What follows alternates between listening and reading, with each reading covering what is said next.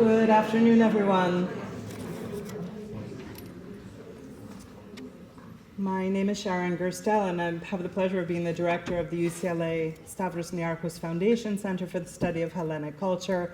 Welcome to all of you. On behalf of the center, I want to welcome all of you to this wonderful, wonderful event, the first of three we will be holding in collaboration with the Getty Villa.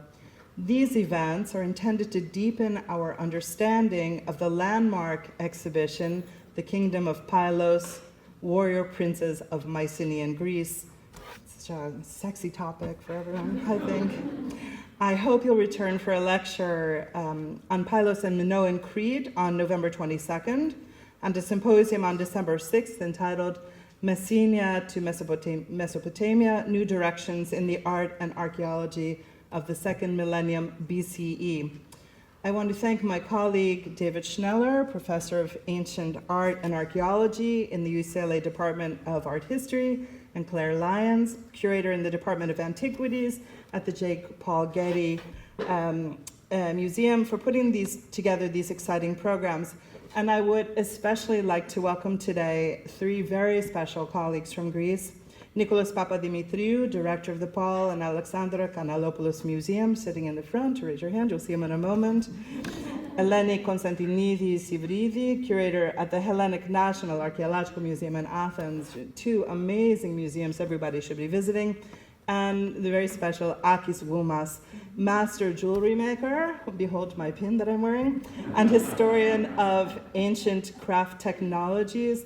I thank you all for making the long trip west from sunny Athens to rainy Los Angeles. Many chairs, programs, and departments have worked together to make this series of events feasible. The Peter J. and Caroline B. Kalouyeras Endowment for the Arts, the George P. Kolovos Family Centennial Term Chair in Hellenic Studies, the Joan Palevsky Chair of Classics, Yefira, UCLA Global Antiquity, the Departments of Art History, Classics, Near Eastern Languages and Cultures, and the David C. Copley Center for the Study of Costume Design. I'm very happy to welcome its director, Deborah Nudeman-Landis, who's sitting in the back, and thank you so much for your support. In addition, I would like to thank the Dean of Humanities, Alexandra Minas-Stern, who gave us substantial support from the Division of Humanities. And finally, please help me thank the staff of the UCLA SNF Hellenic Center, Kathy Sanchez in the back, Nikki Erinakis, also in the back, Maria Elena Lambrianidis, and Zoe French, as well as Luis Rodriguez, who have done an outstanding job organizing today's very, very special program. We're going to begin today's event with a lecture by Drs. Papadimitriou and Konstantinidi-Syvridi. We will then take a short break for a reception on the second floor, immediately below us. That gives us time to do some rearranging of the room. And then we will reconvene here for a demonstration by Akis Goumas, where you will see firsthand how the objects in the exhibition were created. But now, sit back, watch, and let me invite Dr. Claire Lyons, Curator of Kingdom of Pylos, Warrior Princes of Mycenaean Greece, Gagong, to offer a few remarks on behalf of the Getty.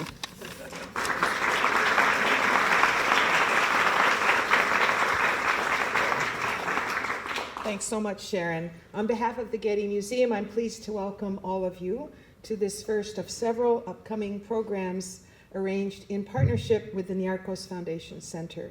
The Pylos exhibition presents an epicenter of Mycenaean culture, Messenia, which is not only a first for the Getty, it's a landmark, full stop.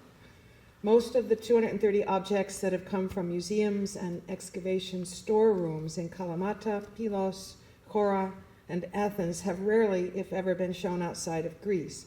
And some, as you have probably been hearing, have been celebrated as among the most important archaeological discoveries on the Greek mainland in the last half century.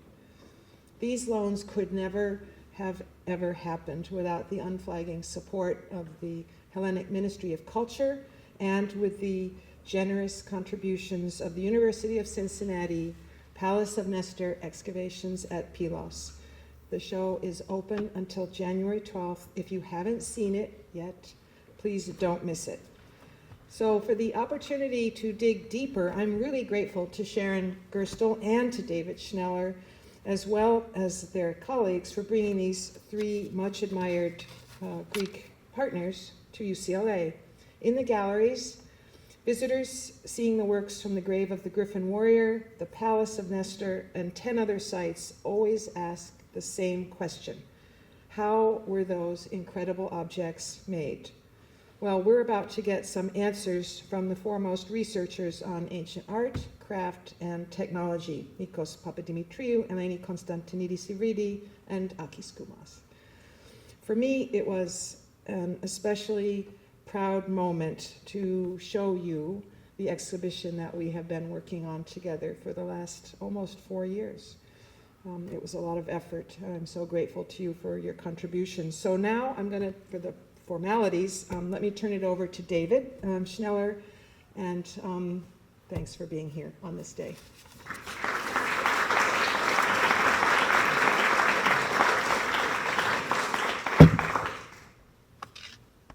Thank you, Claire.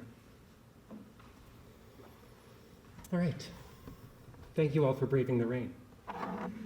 Our aim today is to get closer to the Mycenaean and Minoan craftsperson, to understand not only what they created, but how they thought, worked, and imagined. To do this, we draw on the combined strengths of archaeology, museum scholarship, and hands-on craftsmanship. It is a pleasure to introduce a team, again, whose collaborative work uniquely brings these worlds together. They are reshaping how we understand and even how we experience the crafts, technologies, and artistic traditions of the Aegean Bronze Age. Nikolas Papadimitriou, director of the Canellopoulos Museum in Athens, is an archaeologist whose research brings to light the lives, rituals, and cultural relationships of the prehistoric Aegean.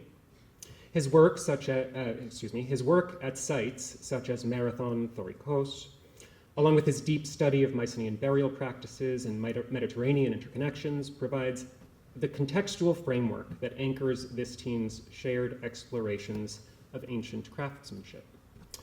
Eleni Konstantinidi, curator at the National Archaeological Museum in Athens, approaches the same world through the objects that have survived millennia: the intricate jewelry, the precious metals, and the symbols of identity and status. Her long-term research on Mycenaean jewelry and her leadership in reconstructing ancient gold-working technologies offer an invaluable bridge between archaeological findings and the lived craft traditions behind them. Akis Goumas, a contemporary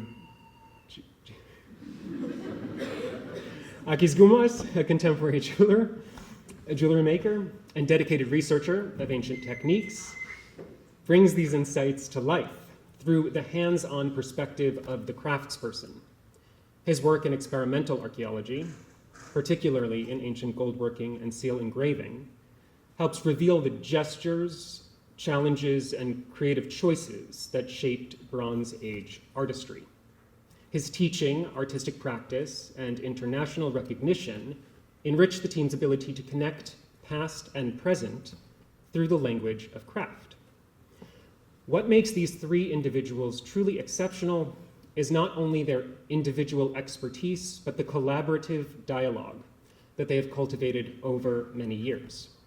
Today, the archaeologist and curator and craft practitioner form a dynamic triangle of perspectives, uniting context, collection, and craft.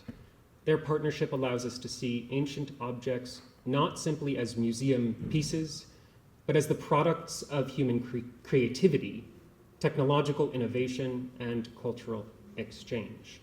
Please join me in welcoming this remarkable interdisciplinary team.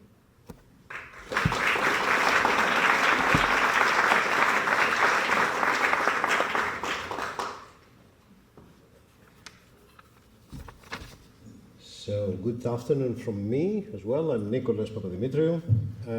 I would like, first of all, to thank you for coming here today in such a difficult conditions. More difficult for you, I suppose. We're not used in rain, I learn. And let me also thank, on behalf of our team, the two institutions, the UCLA and the Getty Museum. as well as the Stavros Niarchos Foundation, Center for the Study of Hellenic Culture, for inviting us to give this combined presentation. For us, having been working together for almost 10 or 15 years on this research, this opportunity is unique because it is combined with this fantastic exhibition at the Getty Museum, previously presented at Kalamata Museum, and after that will be presented in the National Archaeological Museum in Athens, which brings together, as Claire said, unique pieces. And it is this context that gives us the opportunity to show the work that we have done, but also to make it available to the younger generation. We're very happy to see here so many students.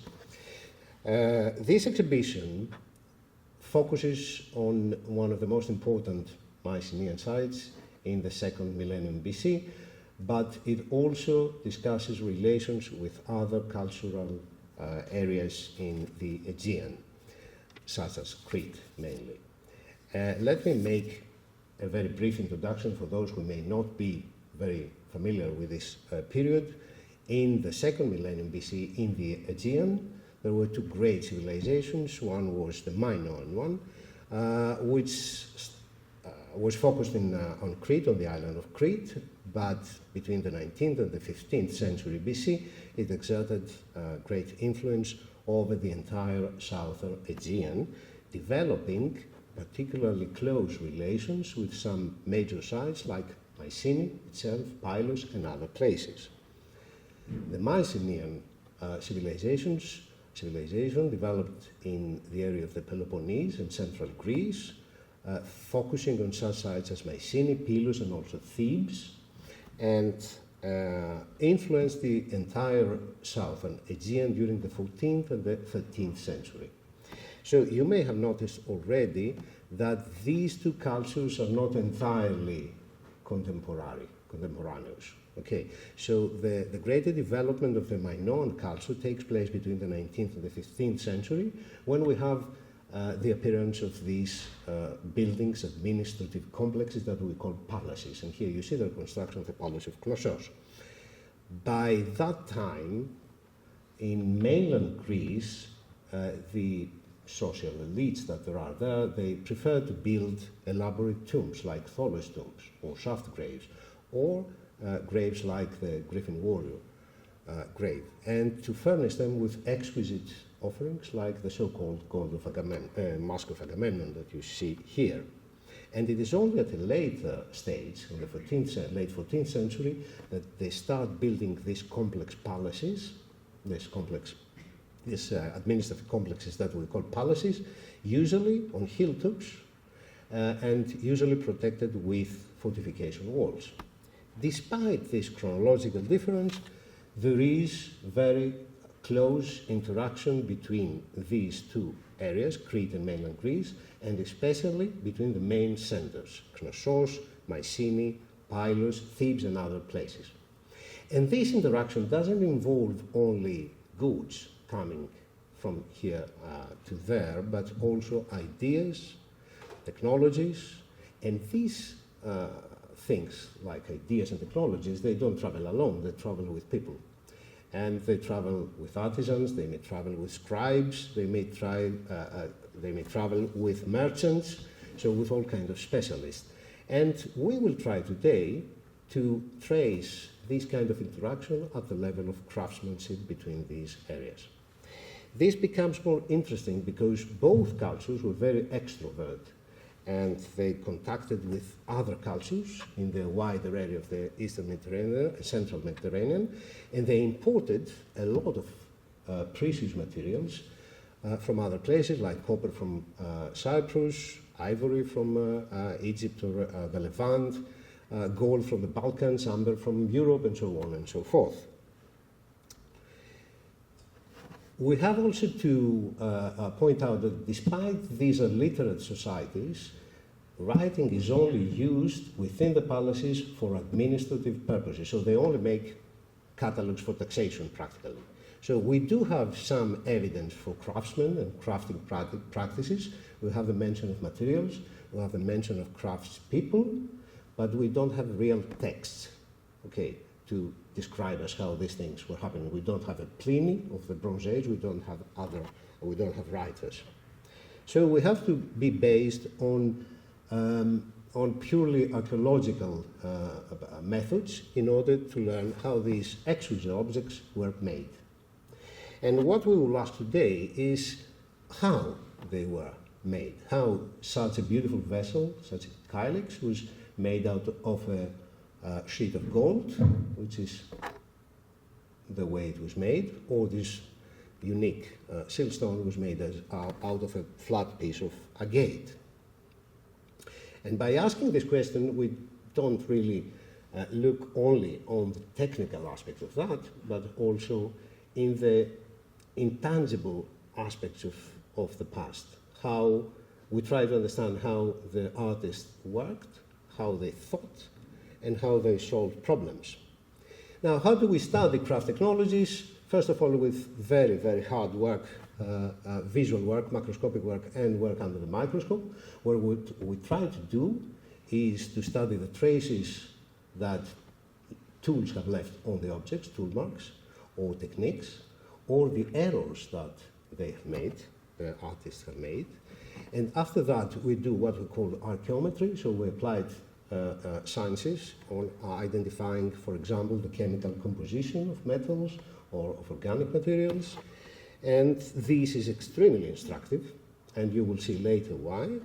And after we have these sets of data, we do experimental reconstructions based on these elements. So we try to understand how these things were made, and of course we record these in great detail, both in order to present to the public and also to discuss with other colleagues. Now, this is, as all the speakers, Sharon and Claire and David said, this is a collaborative project that doesn't involve only us, but many other peoples, and here are some of the colleagues who have contributed to the numerous projects that we'll discuss today. Now, today we'll speak for 4 object types that are represented in this beautiful exhibition. Weapons, and especially the decoration in the handles of swords, siltstones and gold signet rings, which are important because they provide the richest iconographic corpus of the Aegean Bronze Age, and gold vessels. And we'll start with weapons. Both the Minoans and the Mycenaeans, they love to decorate their weapons. They decorated the handles of their weapons with precious materials, all kinds of materials, gold, ivory, precious stones, and so on and so forth. Most usually, they applied gold plate around the hilt, and they decorated with incision. And here you can see a close view of such a gold plate, incised gold plate, from the front and from the back.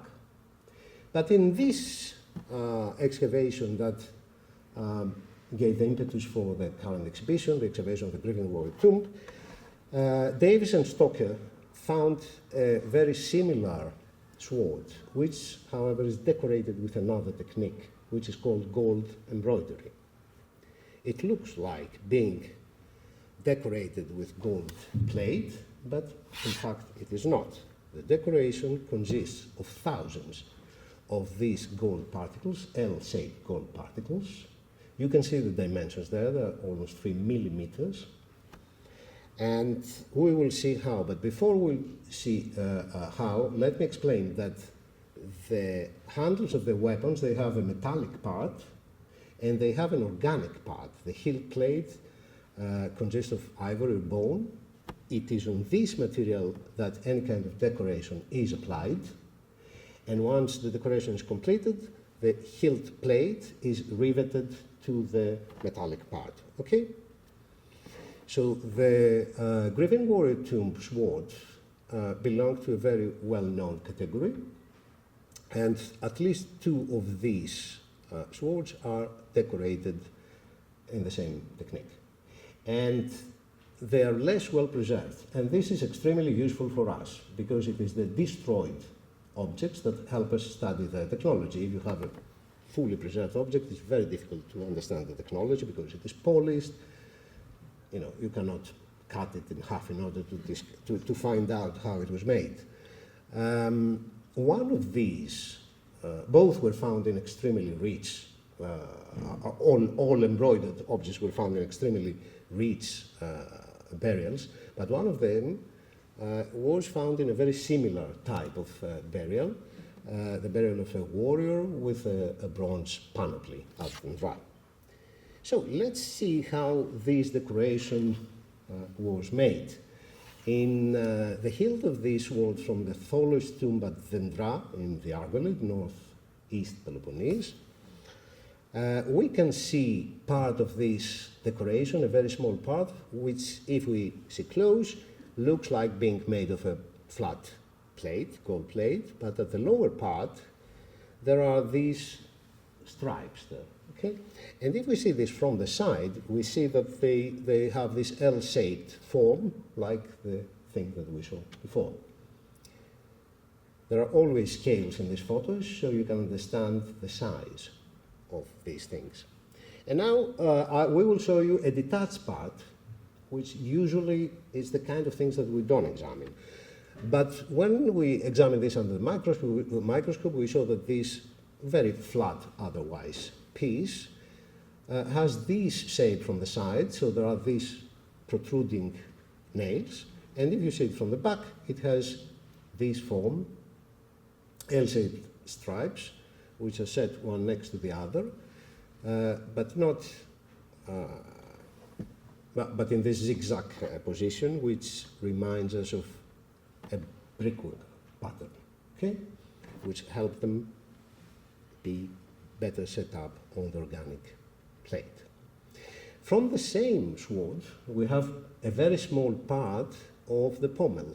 Okay, so you can see up there which part we have, which is also decorated in gold. And if we see this from the side, we can see how the nails of these L-shaped pieces were inserted into the ivory. Okay? And we have other examples in which the substratum was wood and not ivory. And you can see now the size of this is really tiny. It's less than 1 millimeter. Okay? And in another example from Vendra, from the tomb with a panoply, we have a very well-preserved pommel with some gaps, and these gaps help us understand how the nails were placed on the surface. So there are these very neat lines of tiny holes. The holes are 0.3 to 0.5 of a millimeter, okay, in diameter. And so you can see how well, you can imagine also how long it took for them to prepare the holes in order to receive the nails. Okay. Now, the interesting thing is that although these pieces look perfect from a distance, when they are seen under the microscopes, they have very many errors. And see, here you can see some of them. You can, if you work in such a tiny scale, you will make errors, that's given. So they have these things that they didn't finish it correctly. And what is interesting here is what they did to overcome the error. Because if you reach at this level, you don't abandon your work. You have to find a solution. And this is what it shows us. Here we have another example of the engraving, which doesn't go very well. You can see obvious mistakes there. So it is interesting because you understand that this crafting process is a problem-solving process, actually, because you always encounter such kind of problems and errors. And in this photo, from the underside of the same pommel, you can see the sheer quantities that are necessary in order to decorate this ivory pommel.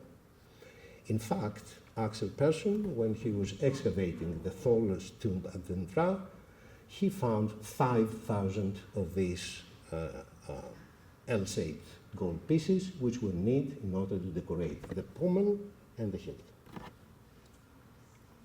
The shape of the gold bars, as you can see, it is quite homogeneous, at least at this time.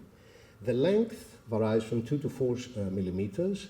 Very rarely it goes up to 7 or 8. And the height of the nail is 0.7 to 1.5, so very, very small. And you may see here, I don't know if the cursor shows here now.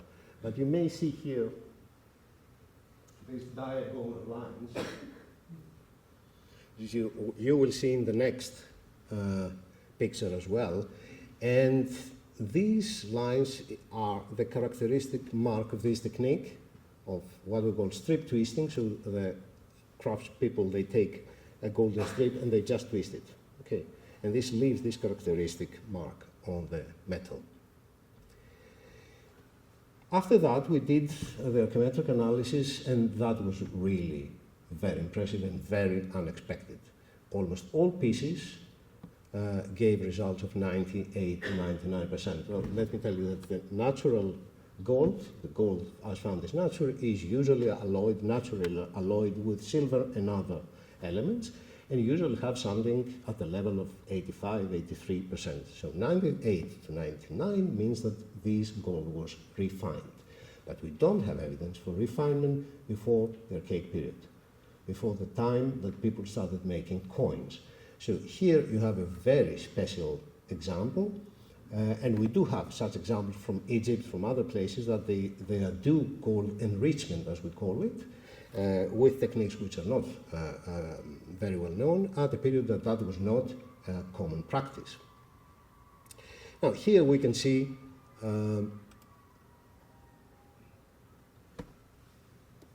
the reconstruction that took place after that by Mr. Akis Goumas, who started from a very thin sheet of gold, and he cut these stripes, which he then heated and started twisting.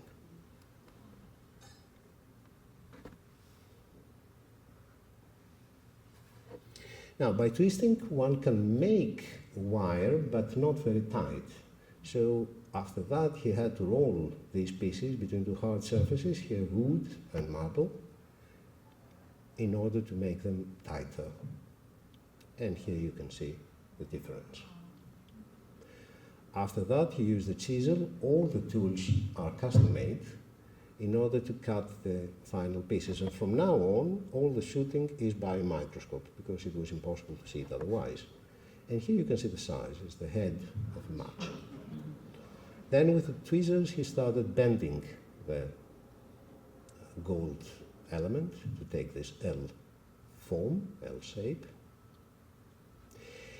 And then when he had many of them, he used a piece of bone, who couldn't use ivory, of course, and he applied on that a layer of organic glue, animal glue, because we need this glue to keep the gold elements in place.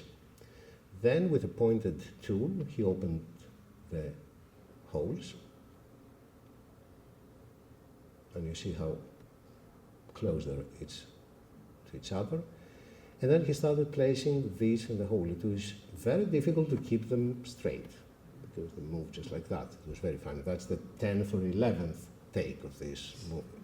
And in the next shot, you will see the size of this, how difficult it is. Throughout this process, Akis was wearing magnifying glasses. This is under electronic microscope. And you see that they have this round form, like cylindrical form. But in the actual pieces, they're flat. And in order to make them flat, he started burnishing them with a copper tool. And the interesting thing here was that when he was flattening the pieces started amalgamating among themselves. So the seams started disappearing. So this is how they managed to make this look like a flat piece. And after he did this to the entire area, he tried to engrave it. Now, very important after that, is to compare the results, here the experimental piece, against the original pieces. And of course, we don't try to compete the Mycenaean craftsmen. But we believe that the morphological characteristics are quite close, and we're not interested in fully reconstructed. Nobody was there. We're not interested if it was made, but we want, if it was made in such a way, but we want to understand the general process. Now, here you can see some of the tools Akis used in this experiment, and all the tools are custom-made. He made them with materials available at that time, available at the Late Bronze Age, so wood and bronze. And the morphology of the tips was based on the tool marks we saw on the elements. Now, after this study, we started discovering more and more examples hidden under layers of bronze copper corrosion. And here you can see one example, and here you can see another example of a piece of rivet that we would not examine otherwise, but when examined under X-ray, showed that it had these beautiful patterns of gold embroidery. Now, the technique is very rare. We have approximately 20 pieces. More than half of them come from Mycenae, and they are so homogeneous that we do believe that there were one or two specialized workshops at the site of Mycenae that distributed these weapons in other places of the Peloponnese. But these last for 3 centuries, from the 17th to the 15th century. So we have more than 20 objects for 3 centuries, which is one every 10 or 15 years, statistically speaking. So there is a question there, how was knowledge maintained and transmitted? Another interesting finding was that this technique doesn't have any parallel in Crete or in the Eastern Mediterranean. And the only parallels we found come from very, very far away, actually from England and France, from the Wessex culture and the Armorican culture in the French early Bronze Age, which is roughly contemporary with the early Mycenaean period. And these parts of the world, these parts of Europe, are known to the archaeologists because they were areas from where the Mycenaeans imported turn on the lights, because they imported amber and tin. So here, let me do this for a moment, okay. And here you can see, we don't have the time to discuss this in detail, but you can see one example from Bush Barrow in England, a very rich grave, and how much it looks like the Mycenaean piece. And here you can see the technique of how they place this in the wooden hilt, which is very similar.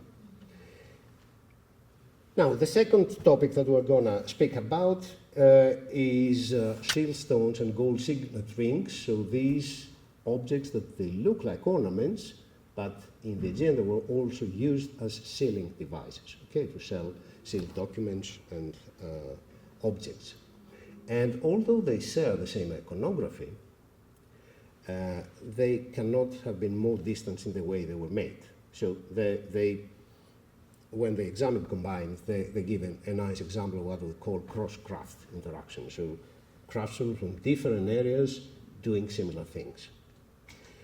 Now, in Crete, these objects were used since the 3rd millennium, and they were used both for sealing objects and as ornaments.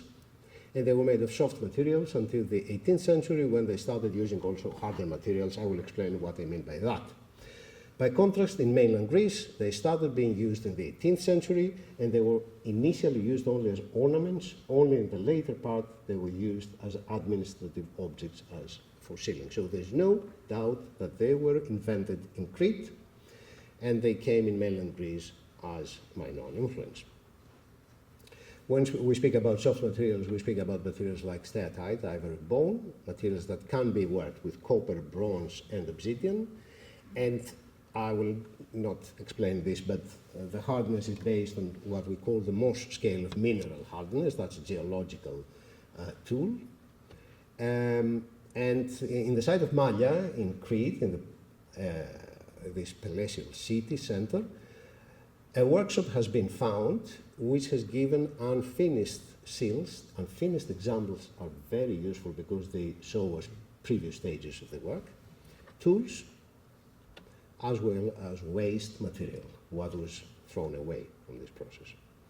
Based on that and on other examples, we now know, the work of Don Everly, we know that for the decoration of these tiny seals made of soft materials, they used these tools, saws and chisels, points or burins. And here you can see an example of nice green steatite from Crete, and how it can be very easily carved with this saw by Akis Goumas again.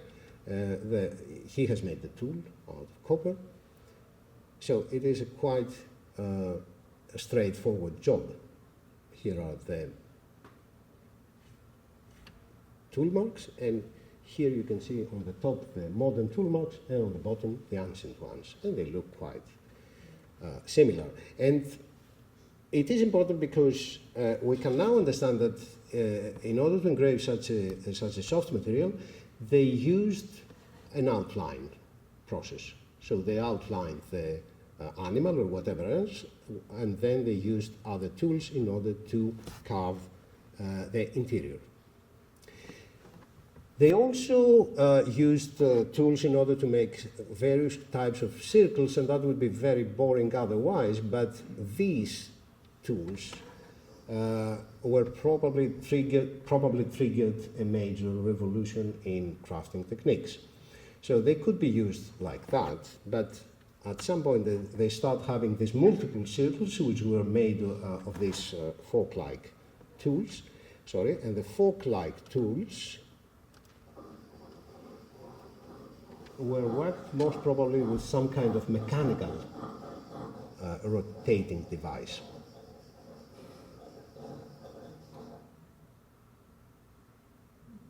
Okay, so at some point in the 18th century, there's a great change from soft to hard tools, and this seems to be a wider change because at the same, more or less time, a change from soft to hard materials takes place in Mesopotamia as well. So that's a technological change, it's not a cultural thing. And the hard materials, we mean all the things that we call gemstones today: amethyst, agate, carnelian, jasper, all these things that we have as precious stones. And if you try to cut these stones with a bronze tool, you will not manage anything. You can spend hours trying to do this thing, but you will not manage to do anything. And again, using the Mohs scale, we find that the only thing that can cut these pieces, which have 6 or 7 in the Mohs scale hardness, is either diamond, which was not available by that time, or they hadn't recognized their abilities, or corundum. Corundum now is a material very hard, 9 in the scale, which is available in emery. Emery is a very hard stone, widely available in the island of Naxos and in places in Asia Minor, and also available in the form of sand or powder. Okay? So this is a kind of material that could engrave a very hard stone. And we know that these kind of materials, as well as diamond, is used in many ethnographic parallels where people are making or cutting gems. India, Afghanistan, and Sri Lanka, and we have here some examples. And in all these examples, they use this kind of what we call the horizontal spindle. An example of the horizontal spindle is also illustrated in this Roman time tombstone, so more than 1,000 years later. But it is interesting because this is the tombstone for a master engraver who was 18 years old. So he was a master at his 18. He must have started at 6. And in the Center for the Study of the Minoan and Mycenaean seals in Marburg in Germany, Ingo Pili and Walter Müller, two pioneers in the study of these objects, they had devised this horizontal spindle. And the horizontal spindle is interesting because it is actually what gives the power, the rotation. Okay, what does the job is the drill bit here, but the drill bit itself, being of metal, cannot cut the stone, so it works only as a carrier of emery in order to cut this stone. And these were interchangeable bits that they had different forms. They could be ball-shaped or they could be disc-shaped in order to create different types of engravings, or they could be tubular to create circles, and here you have one example from a Mycenaean siltstone. Okay? What does this mean? This means that the Minoan engraver of hard stones had a very, very limited vocabulary. He could only, or she could make only cavities, lines, circles, and semicircles. And here is the time to ask, how did he produce this? Now, that's a very difficult question, but we can answer a simpler question, how he produced, or she produced this piece, which looks like a jug, and they produced this with what we call the modular technique, by starting using different tools to make different parts of the object. So a ball-shaped thing for making the body, these tools to make the neck, these tools to make the ends of the handle, and another disc in order to make the line. And we know that they were made just like that, because if you see on the original piece, the line goes beyond the edges. Okay, so it's obvious that it was made at a different time. So all these kind of tools in order to make a piece of that size, probably. And this is also valid for figural composition. So the body of an animal, because we are likely to have these unfinished examples, started with 3 circles. Okay? And this is how these produce one circle, a second circle, a third circle, and then using a ball-shaped thing in order to deepen this kind of thing. Now, that's a very difficult process to reconstruct. We have tried to do this in a piece of jasper, and when in these examples I say we, I mean Akis Goumas. We do the filming. So he tried to do this thing. Here you have a tubular drill, just to understand how demanding this process is. And here is a horizontal spindle, emery powder, and oil. And you need the oil to keep the emery in place and also to move more easily. And now it's extremely difficult, there's such a hard surface, to start making any line because it slips. Listen to that noise and remember that noise. This awful noise is the good one. So once you start making a line, then it is easier because you have a guide.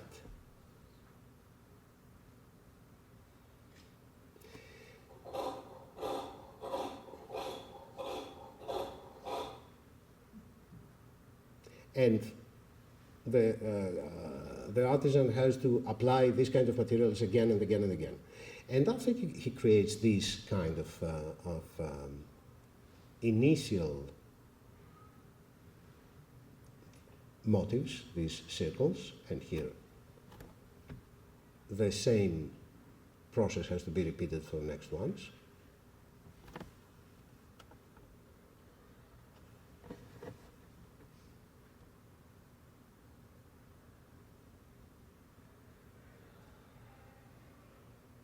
It is important to see how dirty this work is, okay? And how inventive it can be, because he can use the same tool in order to create a semicircle, okay?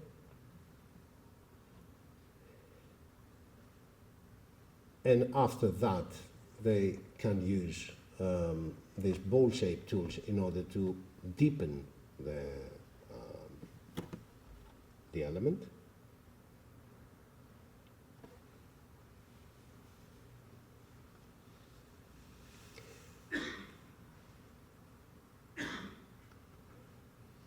The interesting thing here is that the tool itself is consumed more quickly than the object, so it is possible that they used a different kind of material.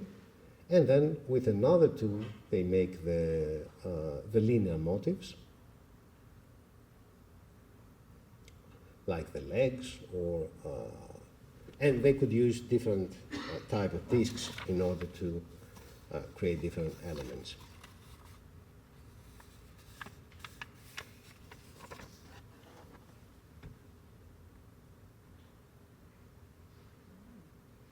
Okay, it's not very appealing artistically, but what we wanted to understand actually was the process, okay?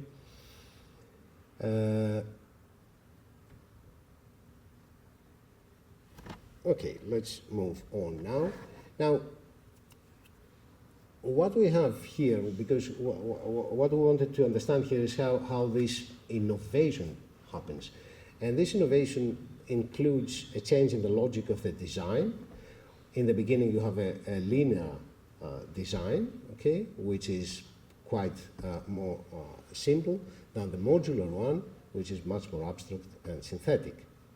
Then we had a change in the bodily posture of the craftsman himself. So Akis, working with his handheld tools, he worked from above. He moved the objects, while in the mechanical rotation, he is also moving the tools.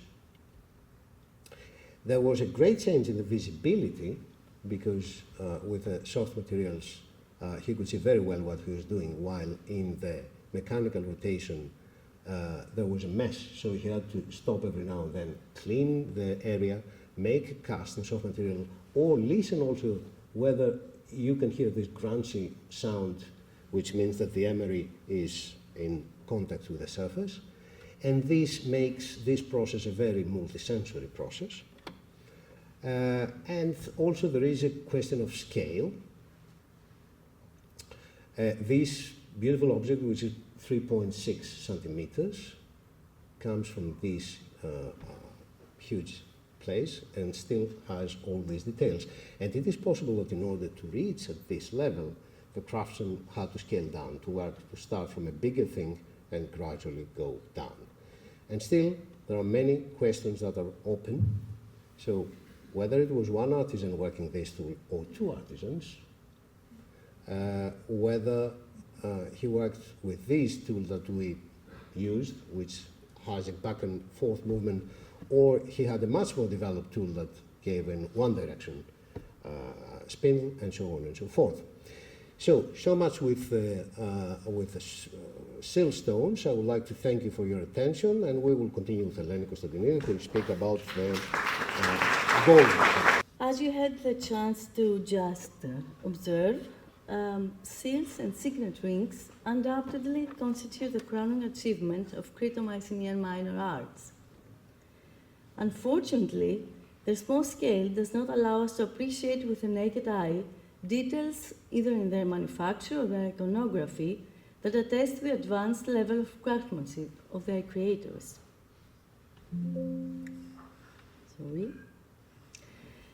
Around 100 signet rings and some 200 seal impressions on clay are known from Crete and mainland Greece, dated from the 16th to the 12th centuries BCE. The largest collection, 35 of them, are held at the National Archaeological Museum in Athens, and they mostly derive from Mycenae and other neighboring sites of the Peloponnese, that part of Greece which was the heartland of the Mycenaean civilization.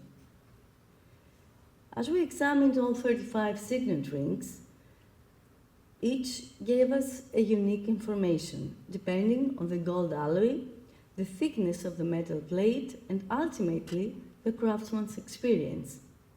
Needless to say that the most useful information came from the less experienced goldsmiths, because we had the opportunity to observe their mistakes.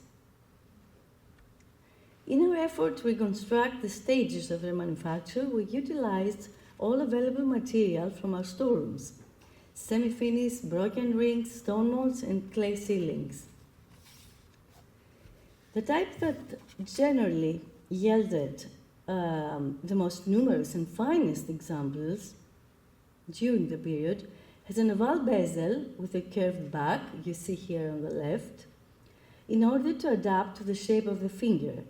Such rings are made of a band or cylindrical hoop and a bezel assembled in two parts: the base, which is formed like a case, and the sealing surface affixed upon it. The hoop, when it is not solid, and it usually isn't, is formed from one or two elongated plates which are pressed into a specially shaped mold in order to acquire a semicircular shape and are next soldered together. Similarly, the bezel is formed from a rectangular plate that is pressed into the cavity of the mold in order to form the case on which the ceiling surface will be fixed. Now, before the two plates of the bezel are joined, the edges of the hoop will pass through them. The joint marks between the hoop and the bezel are rarely visible to the naked eye, but under the microscope, they're recognized either because that spot has become discolored or because the gold foil has opened up during the soldering process, the stage of joining the two metal surfaces together, which suggests either a technical mistake or inexperience on the part of the goldsmith. In order to better understand the manufacturing method of the signet rings, the small but characteristic category of bimetallic rings was particularly helpful. Bimetallic rings appeared during the 15th century BCE, and their main feature is that both the bezel and the hoop are only half covered with a gold plate. The rest of the ring is made of another metal, silver, iron, or copper. There are only 5 examples that preserve the engraved bezel, 4 from the mainland and 1 from Crete. The few clay ceilings of such rings, like the one you see here from Pylos, decorated with a procession of women, are essentially our only opportunity to observe the entire scene, as apart from the gold section, the rest of the bezel in the physical examples is either corroded or not preserved. But precisely because none of these rings survive intact, we can see what is happening behind the gold plate, where the ceiling surface is attached to the core of the second metal, you see here on the back, by means of small nails. Considering that the thickness of the gold plate is only 1/10 of a millimeter, if it was pressed onto the core with the engraved scene, it could easily read the carving. Subsequently, the craftsman, with the appropriate tools, would work on the details, completing the design and making it more distinct. The question that arises here is whether an internal core also exists in the gold rings, at least in some of them, and if so, what material was made from, copper or something else? Scientific analysis on the rings of the Griffin warrior held in the current exhibition at the Getty showed that they do have a core, but the exact nature of the material cannot be determined. We faced the same difficulty in our study, and since we cannot yet rely on analysis, we base our findings on macroscopic examination and Akis's valuable observations. We started with a hypothesis that if copper, lead, or some other material was indeed used in at least some of the rings, it would have also served as a mold.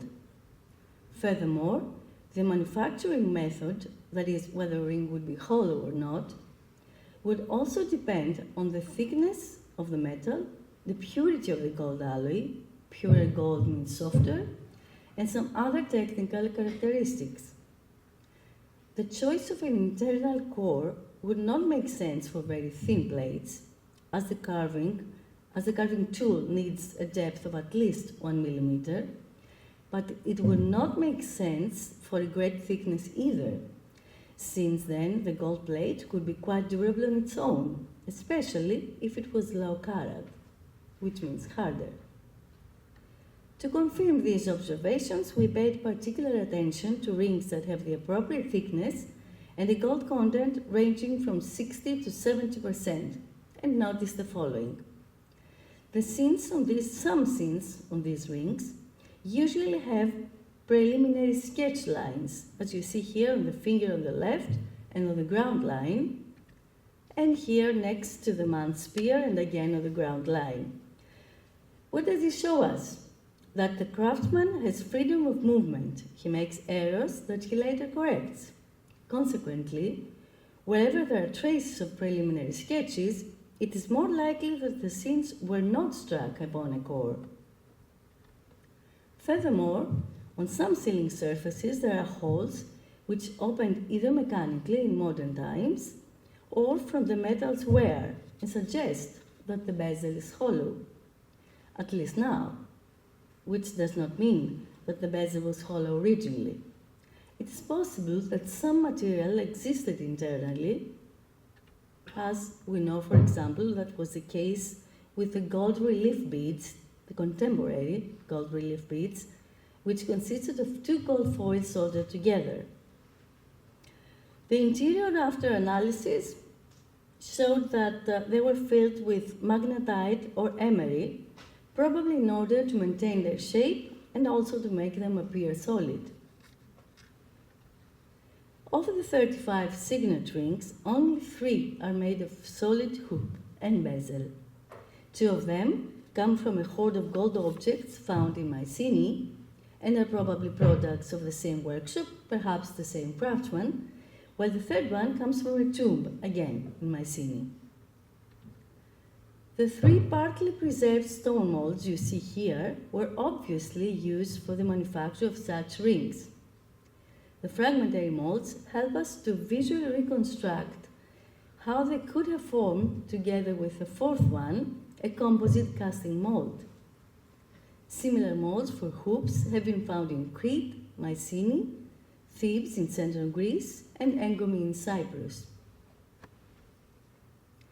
Evidence for the ceiling surface comes from another stone mold from Elefsis near Athens.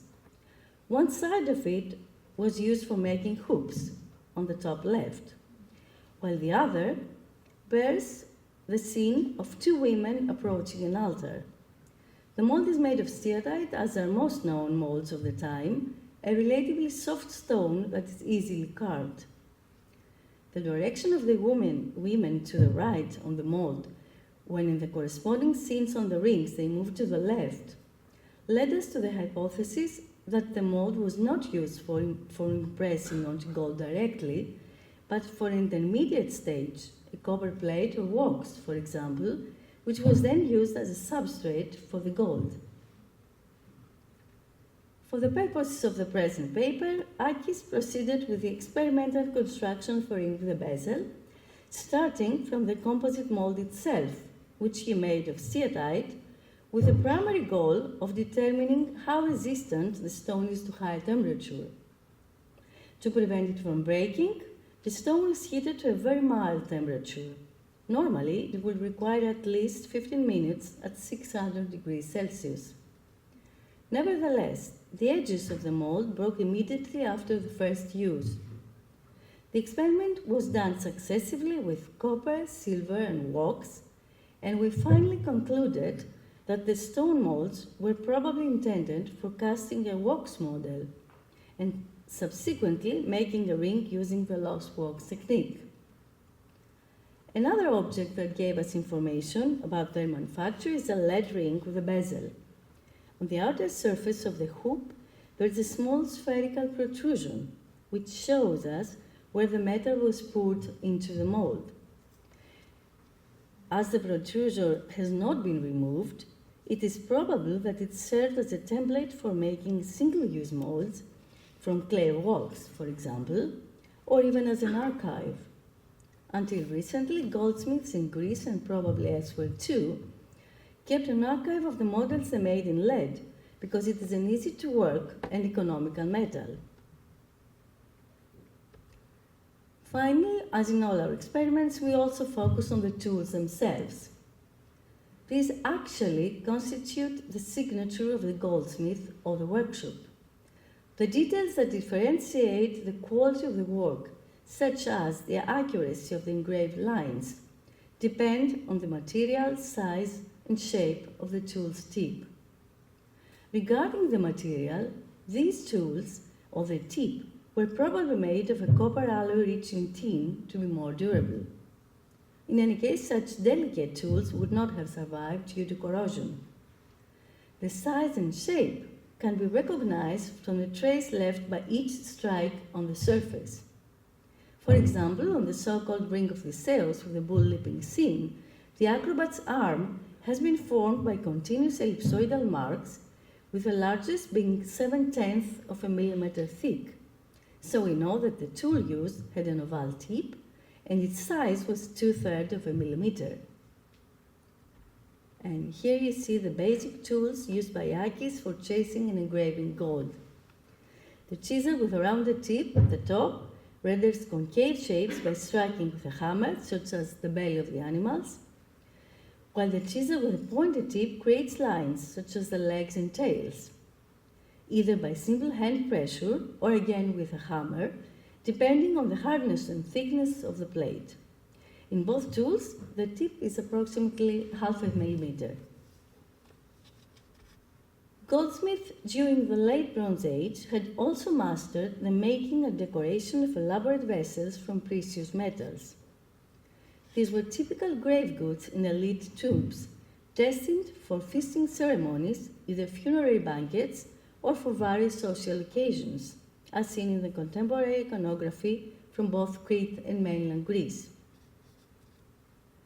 The manufacture of metal vessels would have required a combination of hammering, a basic technique for raising metal artifacts known from the final Neolithic period, and annealing, a heat treatment process which prevents metal from breaking, as well as a set of tools comprising mainly forms, stakes, and anvils.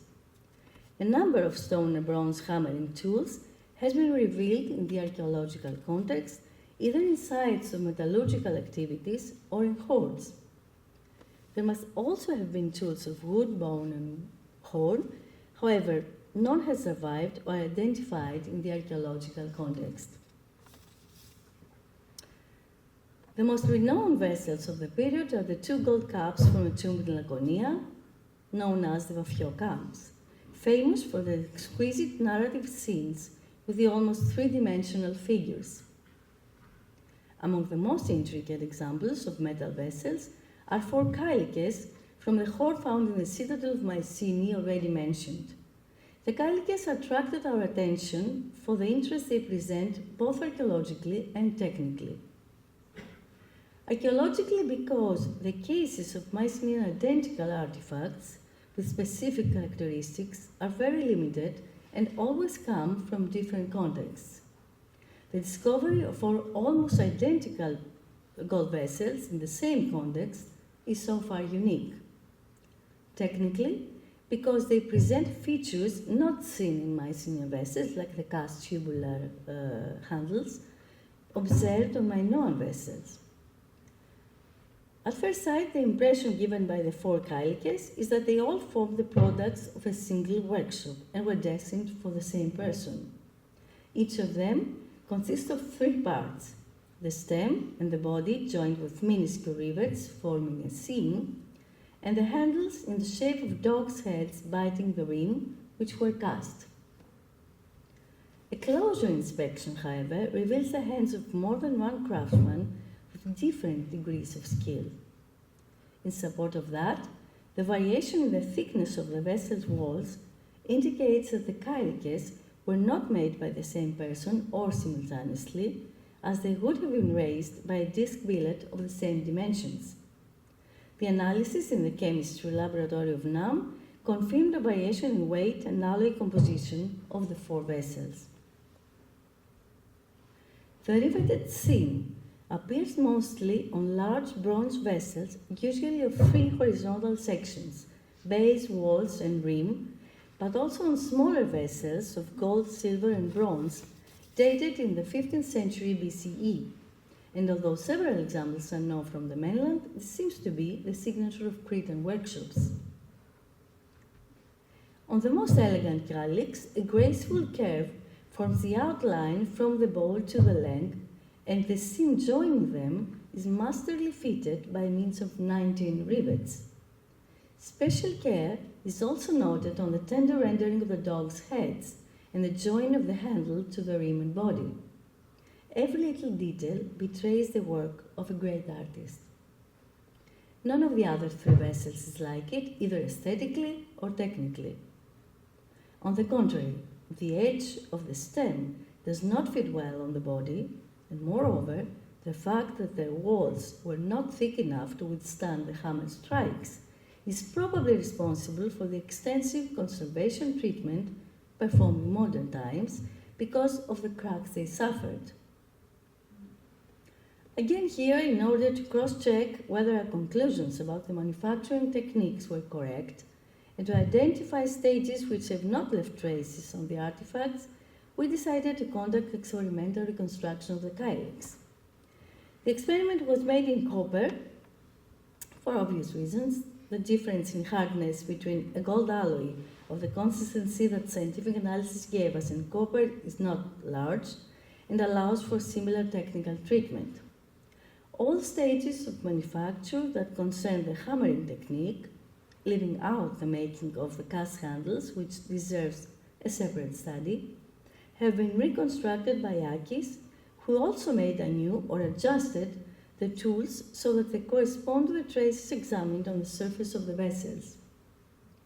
As a starting point, Akis made two discs of 0.7 millimeter thickness to finally reach 0.3 millimeters, the thickness that is of the hoard's calyces. Such disc-shaped billets and molds have been found in Crete, dated much earlier. The disc was then formed into a shallow dish. A similar one of bronze has been unearthed in Aegean in Cyprus, and bowl and foot were next hammered in an L-shaped anvil. A tree trunk, as you see here, would do well. Then the edge of the foot was cut off in order to form a tube and was hammered again before it could reach, after 2 days of work, a minimum diameter of less than a centimeter. Finally, the two parts were joined together.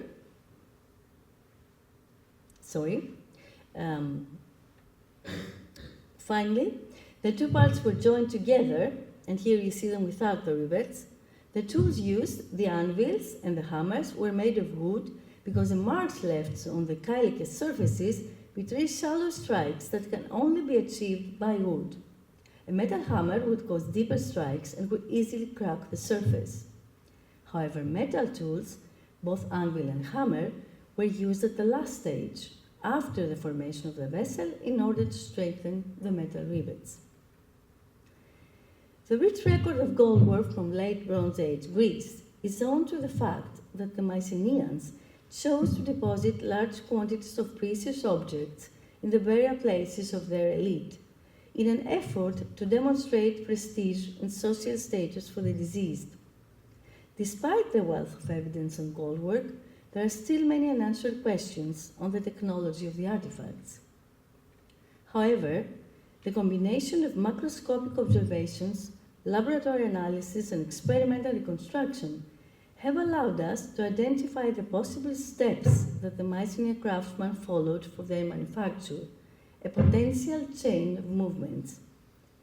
As such studies offer us an insight to Mycenaean gold work, we're continuously being taught from the inventiveness of the craftsmen that created those masterpieces.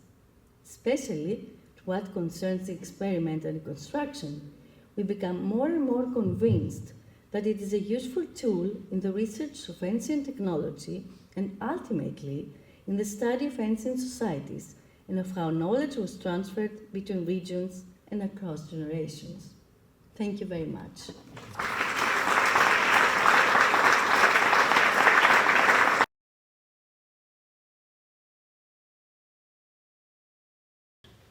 I also want to thank you very much for inviting me here. Getty Museum, UCLA, and Niarchos Foundation, and personally you.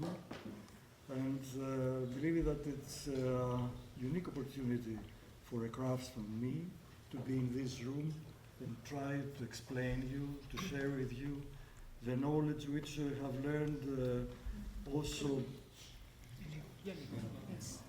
We have learned also studying the prehistoric craftsmen and also through the collaboration with Nikos and Eleni. Eleni and Nikos followed the path from Minoans to Mycenaeans. I will continue this path to guide you to a place where you can find the workshops. Workshop for metal makers, wood makers, stone makers, ivory engravers. So for me, I'm not scientist, I'm not archaeologist, so it helps me very much. I make images in my mind to dream the places they were. So don't count it. That helps me to understand, because my effort is to come closer to him as much as I can. So we entered the workshop of a jeweler.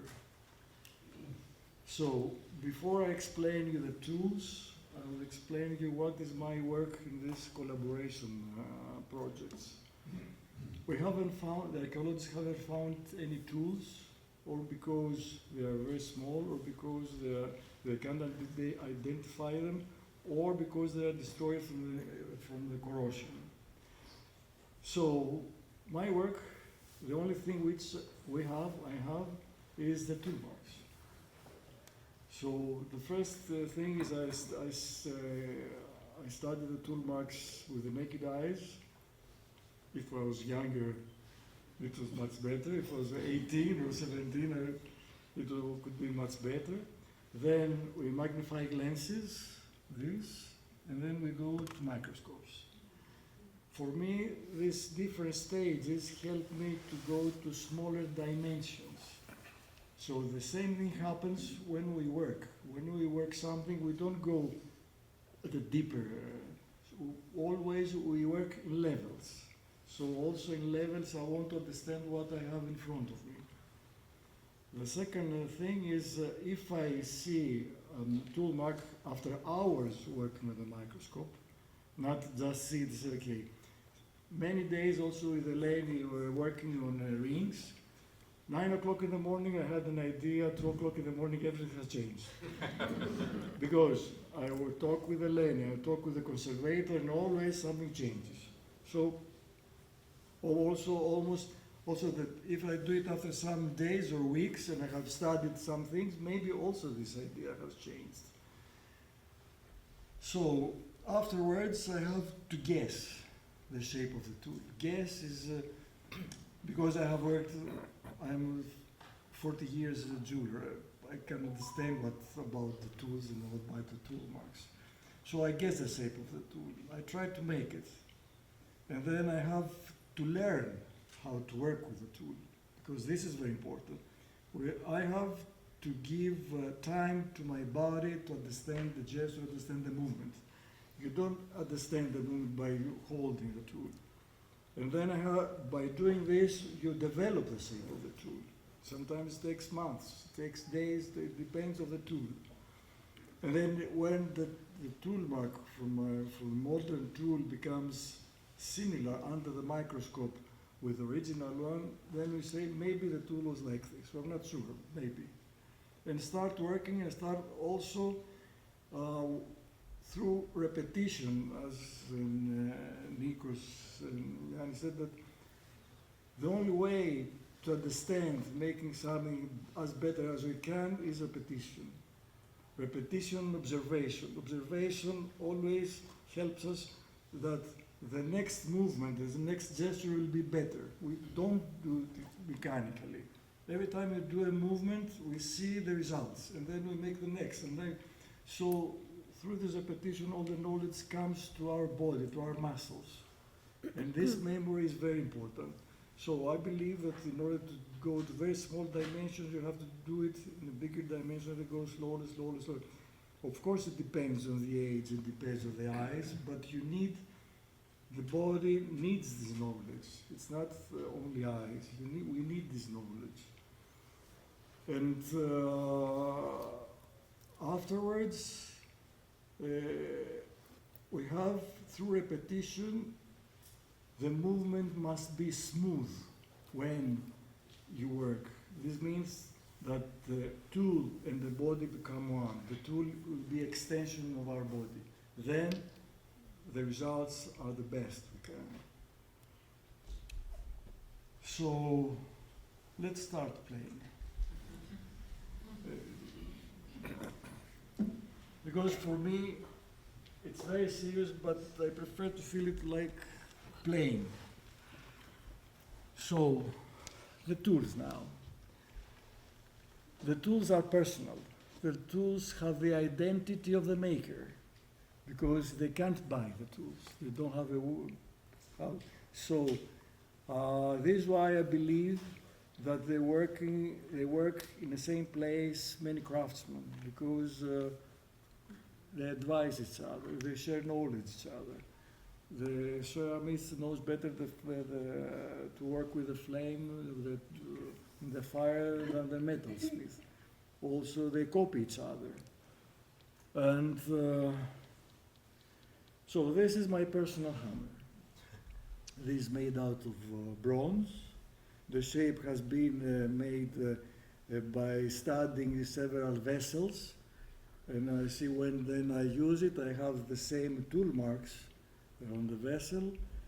The handle is not straight, it fits to me. In order to make the handles of all my tools, I collect from forest wild wood and dry it for 1 year. And then I make a tool, then I make the handle. Because the handle is the friend of the hand. It absorbs all the vibrations. If the handle is not good, then vibrations come up to here, then you have. This is also very interesting.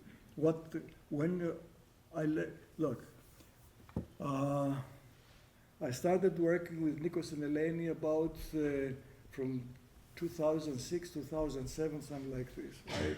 I started jewelry from 1980s, almost 1980s, and I had a big experience as a goldsmith. But I didn't know anything about things which I learned by working with Nikos and Eleni, because they gave me to read anthropologists to learn what is happening in my body. This is very important. This is very important if you want to develop yourself. You have always, when you work, you have to understand what is happening in your body. Are you free? Does the movement has flow? This helps you a lot. And our body teaches us how to work if we observe what is doing in us. So,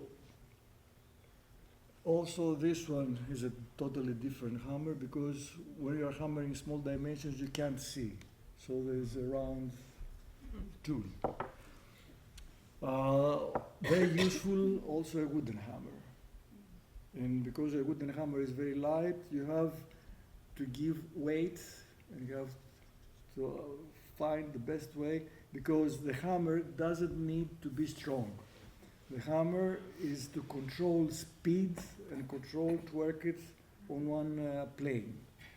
So if you work it well, you can work hours and hours and hours. You can see very old ladies making big vessels and don't get tired because it is how you use the tool.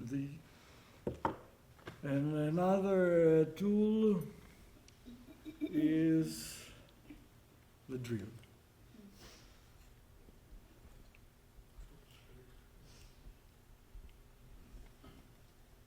There is a small drill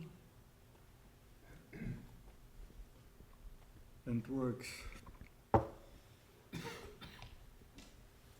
like this. Oops. Well, this is how it works.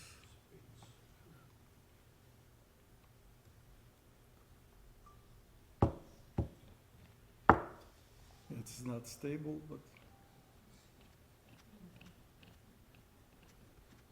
try to imagine that from this, they go to this. Someone thinks about it. It's that simple. It's not simple from this to make it work like this. Then there are several molds.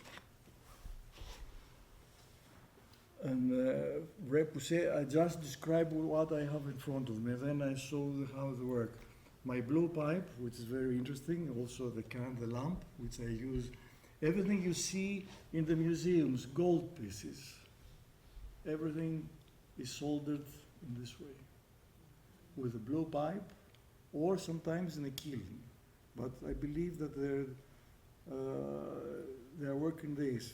In the Benaki Museum, in the exhibition I had to remake a part of a jewel, an Hellenistic diadem, about for 4 years, and everything was soldered with this.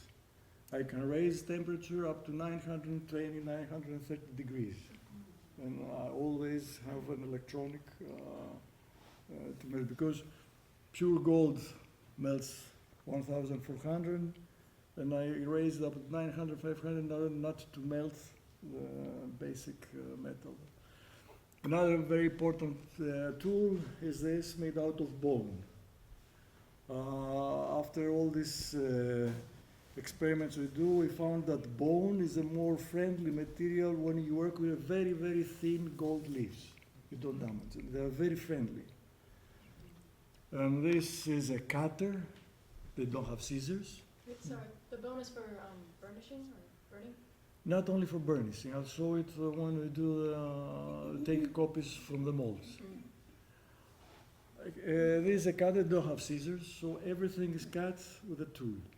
This is not the last one. This is a middle tool, and I explain later what. These are some engravers which I use to engrave steatite.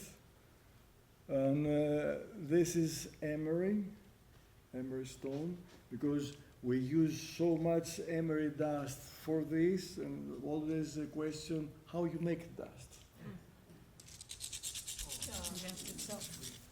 You scratch each other and you collect the dust, and then you use it. How long does that take? They don't have time. It is very question. The time is not the same with us. The time is something different. They don't count the time. Also, they don't have electricity, they don't have teleorasi, they don't have... they just observe the nature and express what they have to do on materials. That's it. And here is the top. This is like really working with laser now. This is how we can engrave hard stones. But in order to understand what is happening in a workshop, I'll try to start from the beginning. For us, it's interesting to see how many people can work in a workshop, how many people help each other. So, this is the magic thing. We can't melt, of course, gold, but the same thing. We try to melt tin, which melts in 250 to 160 degrees. If we wanted to melt pure gold, then 2 men with the blowpipes raise the temperature about half an hour, close to 1,100 degrees. There is a charcoal fire in the middle. The crucible is in there where the gold are melted. The 4 bellows, and you see 2 persons dancing, because I have seen it. And they can melt anything, not the iron yet. So, some rose,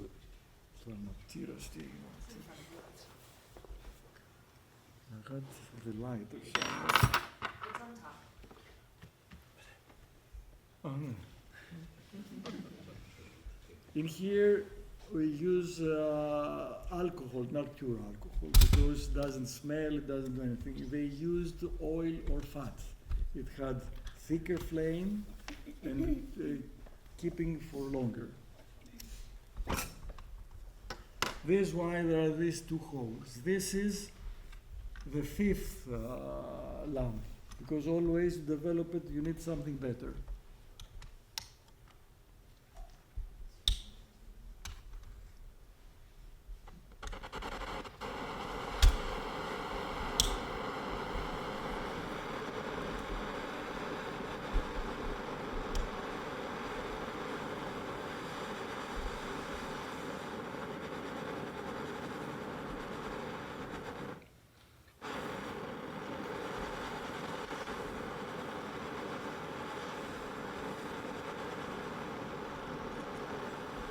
Do you see it? It's melting.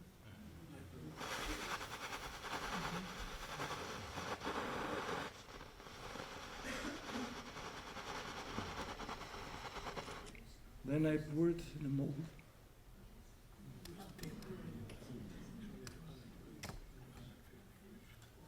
And let it dry.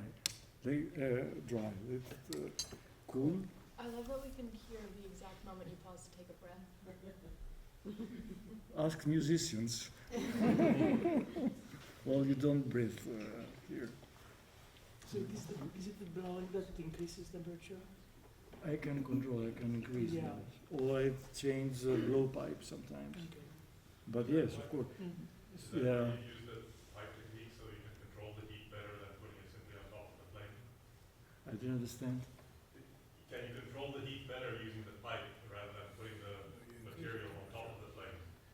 I can control it better. And now it's easy, but if you have to do it on granulation of wire techniques, you have to see everything.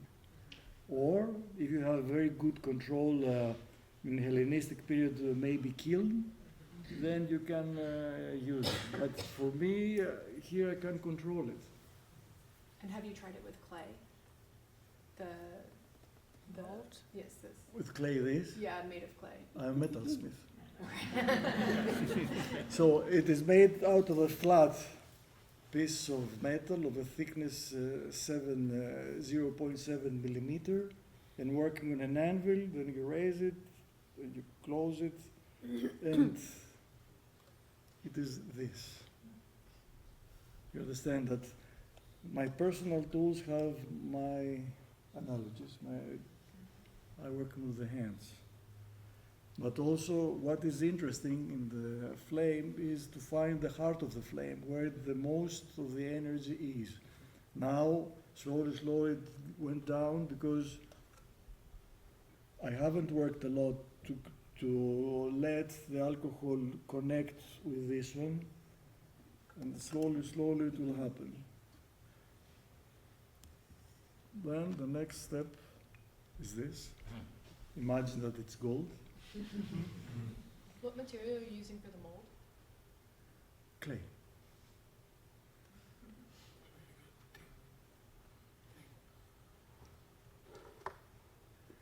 And a guy who no one refers to him, or guys, is that technicians who take this in gold and they can bring it down to 0.05 of a millimeter.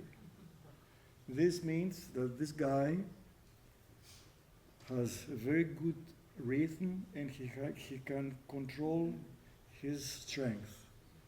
So every circle he's making to make it thin. Now I couldn't bring an anvil, I brought this one.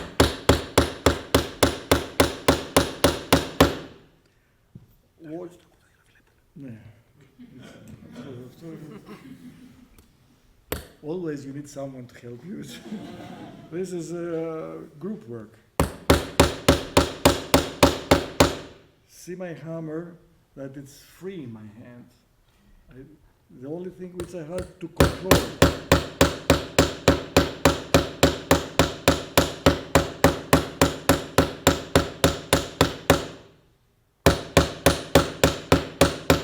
And if it's something bigger, in order not to let all this vibration absorb, you use your hands on your body. You have to be one, so all it goes down to the earth. And this is works which this work is done mostly outside.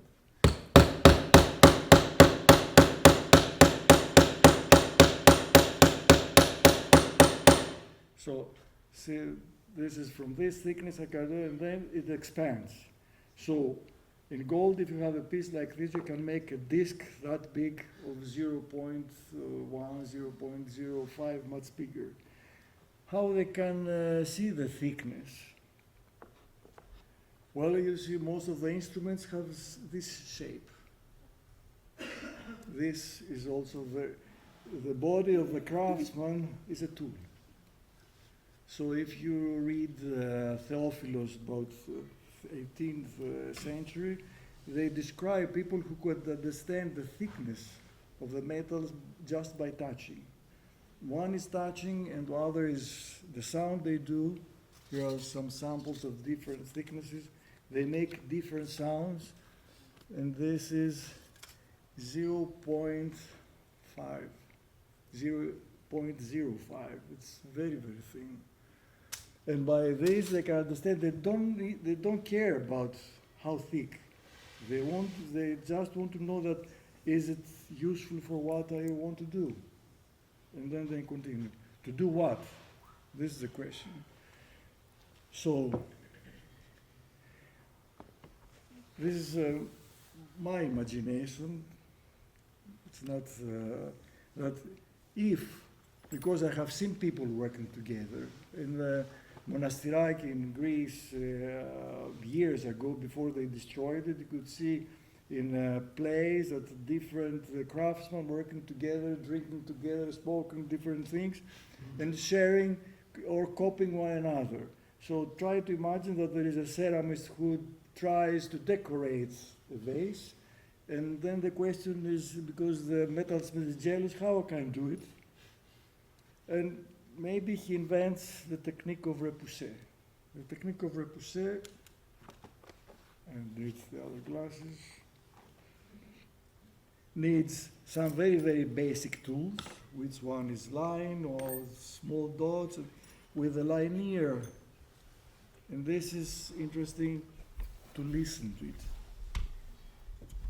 Do you find yourself often like hunching over your work? What? Do you find yourself hunching over on your work? I don't know what the... Or posture? Γέρνει μας μπροστά. Το σώμα σου να γέρνει μπροστά. Yes, I feel it. Because I want to come closer. Maybe if I'm younger, I could... but look, all these techniques are close to the body. And they didn't have this kind of... The old technicians had very, very low chairs without back in order to work like this and work up here. But so, if you see that Black and Decker, it has a base. This is my base. This finger, this one, here it moves all the way, and you can't see it. A student.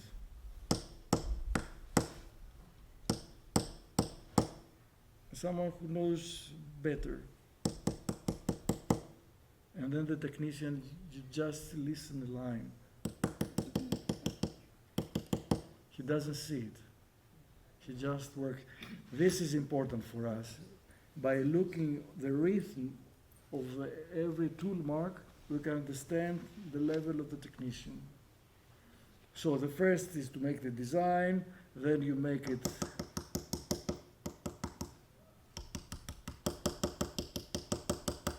then you turn it, you work it from the front, or you work it on the other tool, which is like this. You raise the metal, and what is it, this? How can you describe this technique? Do you have any idea? Rhythmic? No? It is from 2 dimensions to 3 dimensions, because you expand the metal. And then when you work it from the back, then you turn it, you work it from the front. So this is a very, very basic technique, which is difficult to do it.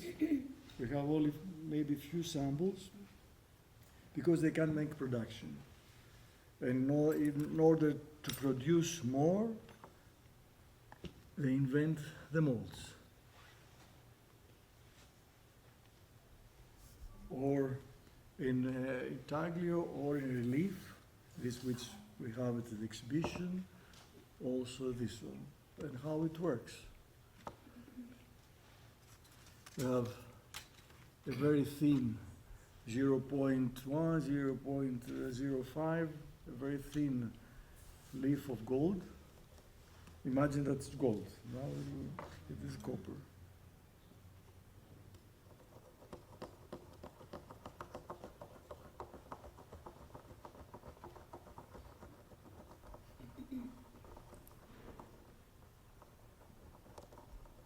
but also there is a game in the museum with a paper. Yes, I saw you playing the game. Sarah took photos of it. Yes.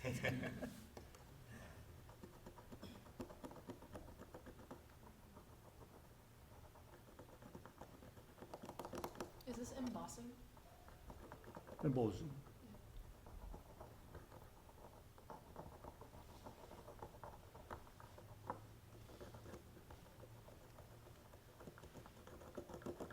It takes longer.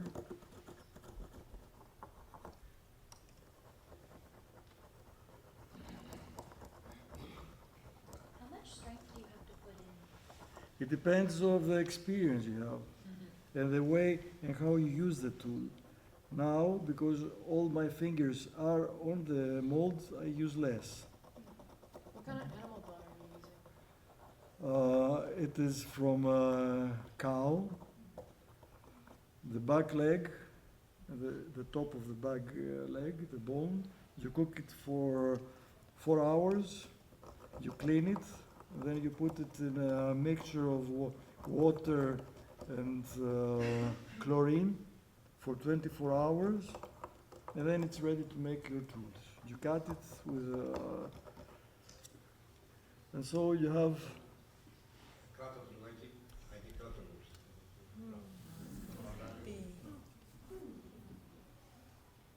but also it takes time. And someone else said, let's all make sounds.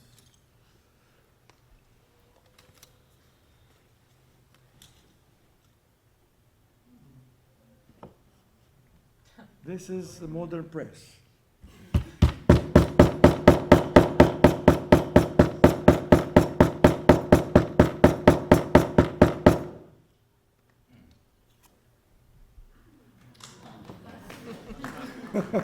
The next step, because also this is very interesting, when we study all these bands which are pressed on molds, we can understand the quality of the workshop. Sometimes you see it like this, with no other work, but sometimes you see that they work on the contour. And they work all these details. And we can understand also the quality of the mold.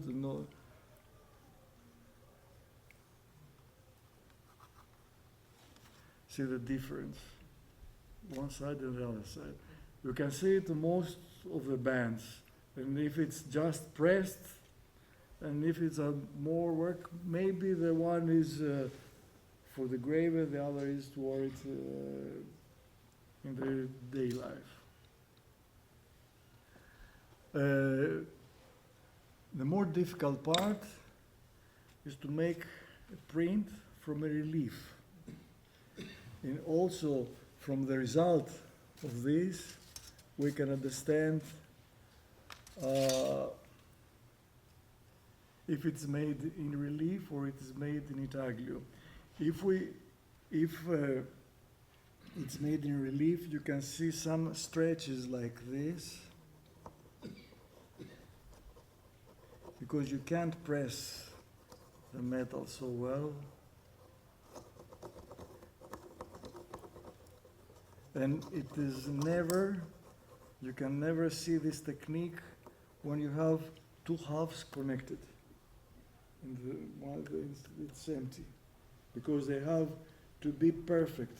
In this one, you can have very good perimeter, circumference, or I don't remember the word. It needs much more time to do it. You can't do it by pressing easily, like the other one. So this is why we see that it's the rings and all this are engraved in intaglio, because it's easier. Also, it's much easier to make mold in intaglio. It needs 1/3 of the time than to make it in relief, because you have to take all this material out, and in relief you just engrave it inside. And but There's a technique of making, because we have signet rings, and also Eleni talked about them, and I showed you the molds. This is the mold. I tried in steatite to engrave this mold. It took me 6 hours and a half. So this is the problem. I didn't, when I made this experiments, I didn't want to raise the temperature very much because I was afraid to make it and don't have it here. Because I made it for you to understand. In my... Με αυτά λίγο, εγώ δεν βλέπω πίσω. So, the first experiment I did is I put the metal and then I tried to open it, it couldn't open. And I destroyed the mold for out. And then Nikos brought me an information, also my wife brought an information to put something in between. And then I said, okay, maybe we put some charcoal. Like scratch charcoal.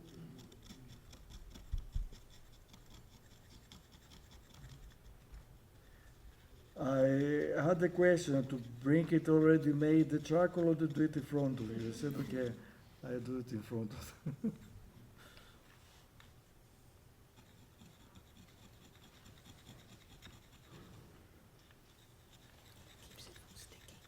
What made you think of using charcoal? It's the most easy material for them, or maybe a powder, or maybe the powder from engraving this. But when I used a powder, it worked much better. We see it now, if it opens or not.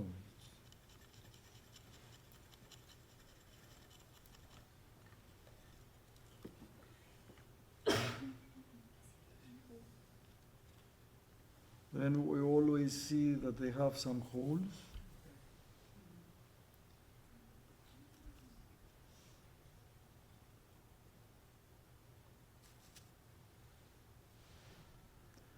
And we need somewhere had the wire here. But we don't need it so much.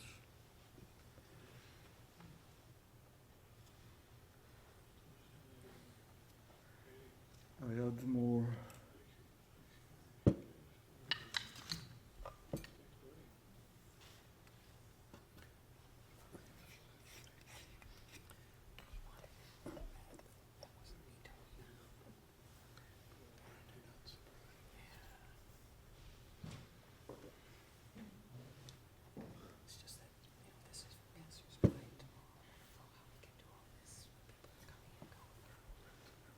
This is the alcohol I use, and I have to be careful. Δεν είναι. Αυτό είναι το απειγορευμένο αλκοόλ.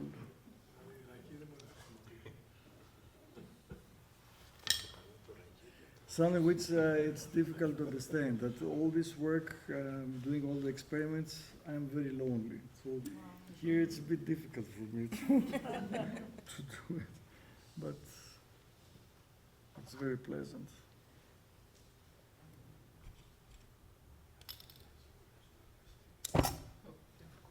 This is why it has this window.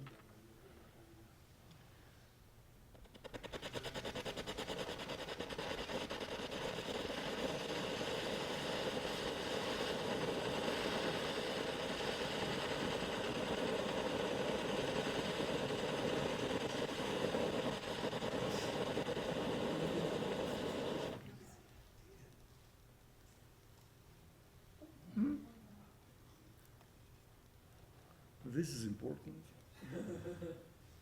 because there's a hut. NATO antenna.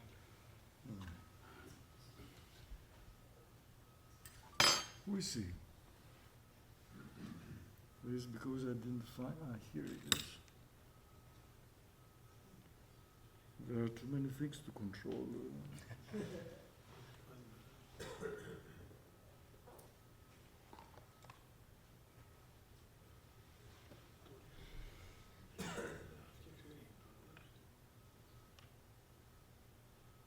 don't think it worked.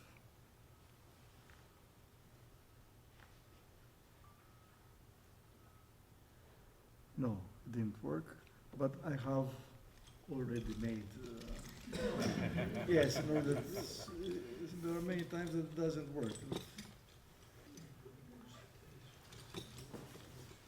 Well, this is the result. If I tie 12, this is the result.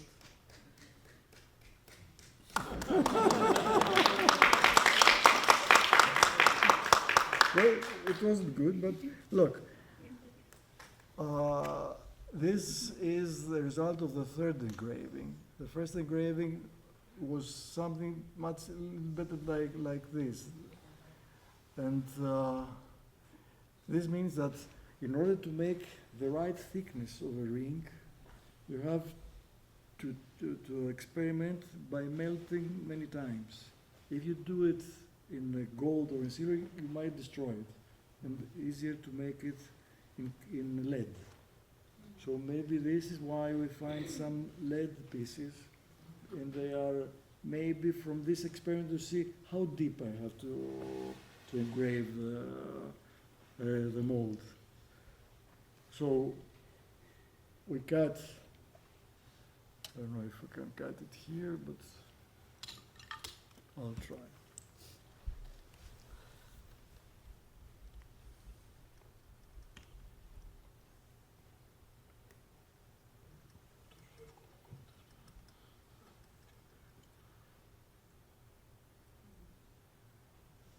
Also gold you can cut like this.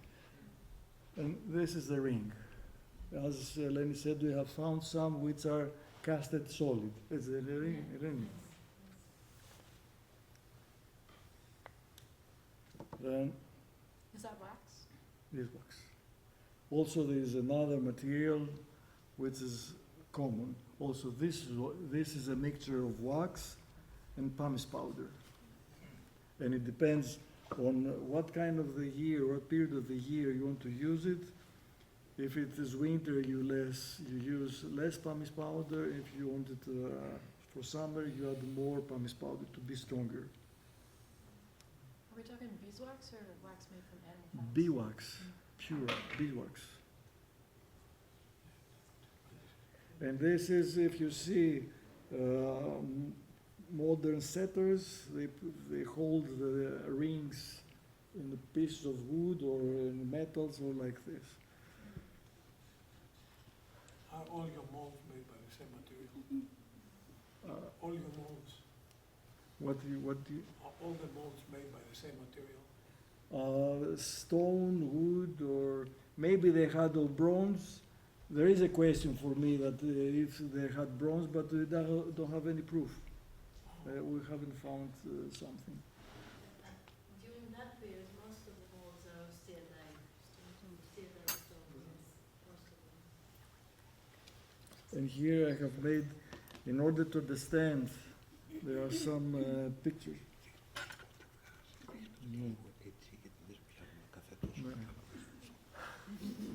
I need this because I can't see what is happening behind me. So this is a surface, this is a gold surface, imagine. And I want to make this dip. Understand?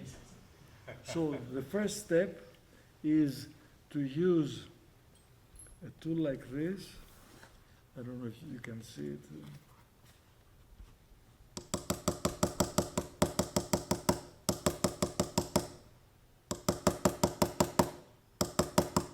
I just show you the basic.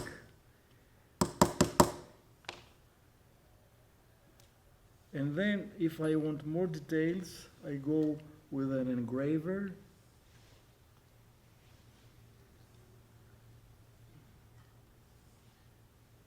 And sometimes because we see lines, bronze, as hard as it can be, it cannot work like the steel tool which takes the metal out. So from what I have seen, they push it. And then if they want, by scratching,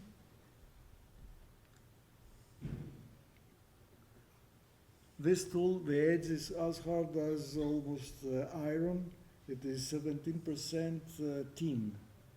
It's very brittle, but it's hard enough, but it cannot take metal out. So from the tool marks we have seen, maybe first it was like this one.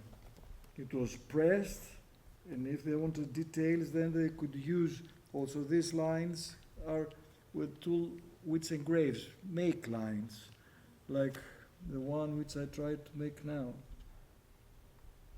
Well, pure gold is almost the same with tin, but if it's 80% or 75%, or it's much harder, you need to use a small hammer. Can you see the, βλέπετε την λεπτομέρεια? Do you see the detail?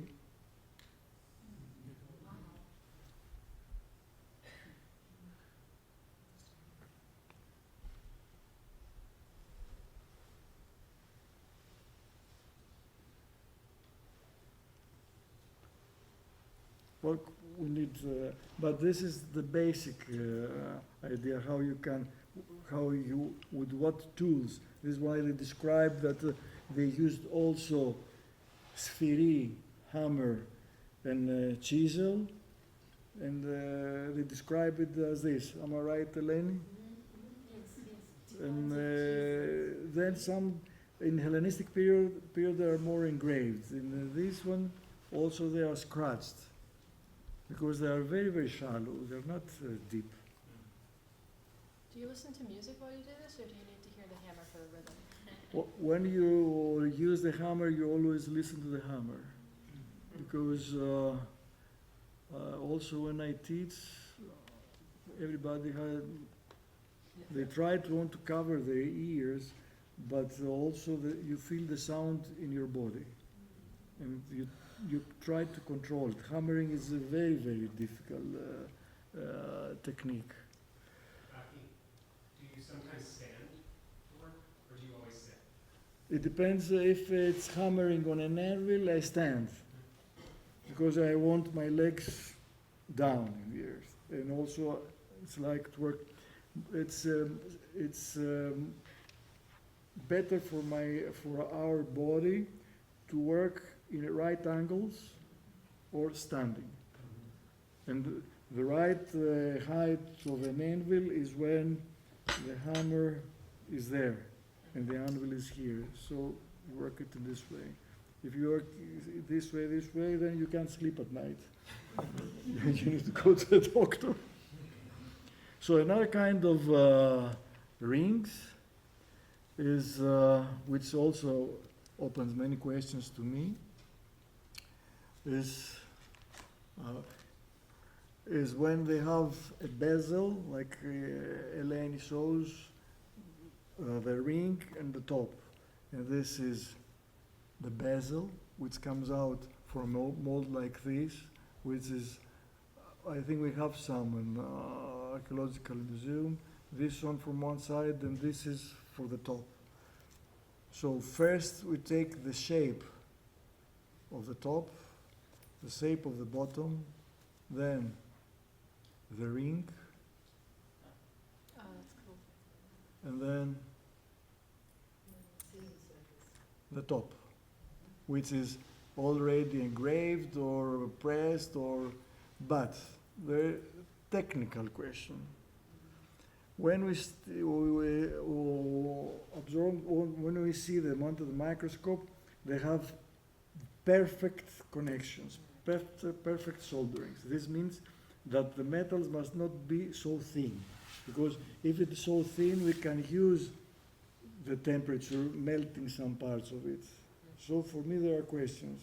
How thick the metals are, because we can measure the thickness, how thick they are, and how they combine. Also, in stone mold, we can have exact the shape of the base of the bezel. And this is a question which needs more time and more experiments and more. And look, it works like this.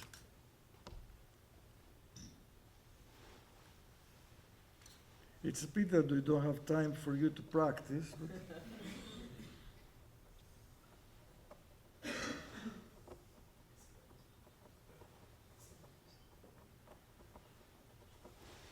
Do you prefer embossing it as opposed to using the hammer and wool press? Or? it depends always. Look, there is a difference between scientists and makers. A maker doesn't think about, he knows something, he has his equipment, he works with it. Maybe one day he works like this, some other day will work in another way. Akis, in working silver, I believe the craftsman has to anneal, to heat and cool and, Always. and realign the microstructure of the metal so it doesn't become too brittle. I will show it to you. Okay, but gold is different. Also, look, Or if also if gold. yes, also, but if it's pure, less, you do it less. Okay. And also silver, but look, pure silver has many differences with pure gold. But now we experiment more on silver because gold is very expensive. See, slowly, we give the shape of the bezel. Now I do it fast, but if it is gold, then you give more time. And if you see that the result is not well, then you work it more. This is the third stage, because first printings were not well. Then I tried again, until the metal opens. But in order to protect it from breaking, I anneal it. It comes the time. Perfect. Couldn't have paid me more.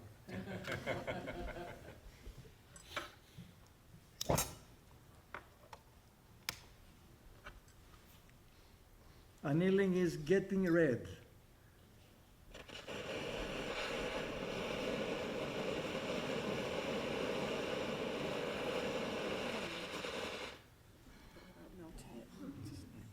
Magic.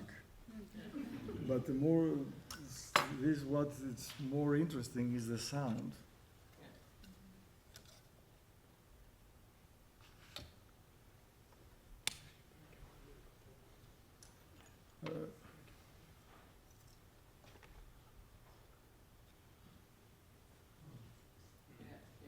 It's very soft. Which, where are the other pieces?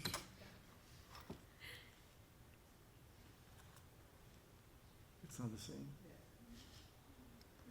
So this was very good to remind it to me what is annealing. Always, almost more after hammering, every circle of hammering you have to anneal it in order to, look, when you work a metal, then the molecules from this side, from this step, they go like this, and when they pass a limit, then the metal breaks. And you understand it because the metal tells, it says to you that you need to be annealed. Through the sound and through the difference, when you press the tool, you understand that it has to be annealed. If you don't understand it, then you break it. So this is a conversation between the craftsman and the materials. So the craftsman must know the limits of the materials. And in order to learn the limits, he has to pass the limits. And by passing the limits, sometimes you learn things which you can't learn if you don't pass the limits.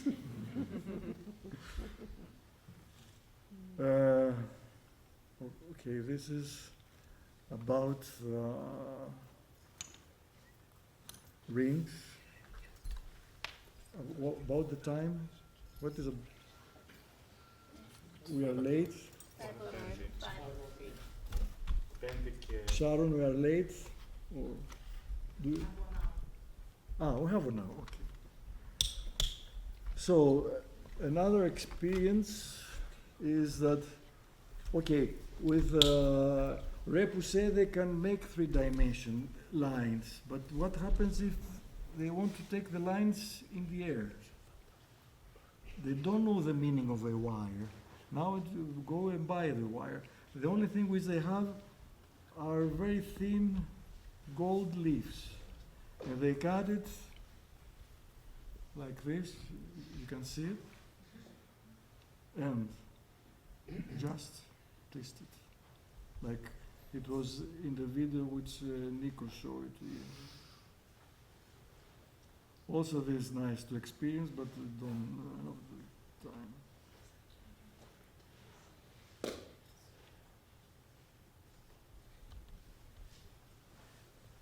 So now we can see lines, and when I stop and change the rhythm is written on the wire.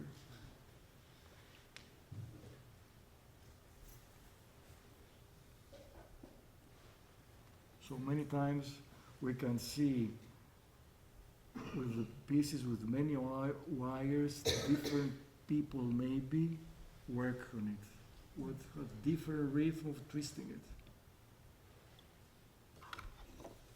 So rhythm is something very, very important for the craftsman and for the quality, for his dexterity. Also, the speed I use, if I don't know whether I can destroy, and the pressure. All this is written in my body. I can understand it here. In the video you showed us previously in the lecture, it was marble and stone. Marble and stone. It was difficult to bring marble here. So I bring hard wood, which they use from the... Yes. But when I do it in gold, I use bone. Because I don't cover it, I can see it. What tree is the wood from? Wood is hard wood for the ceilings. For the floors, yes.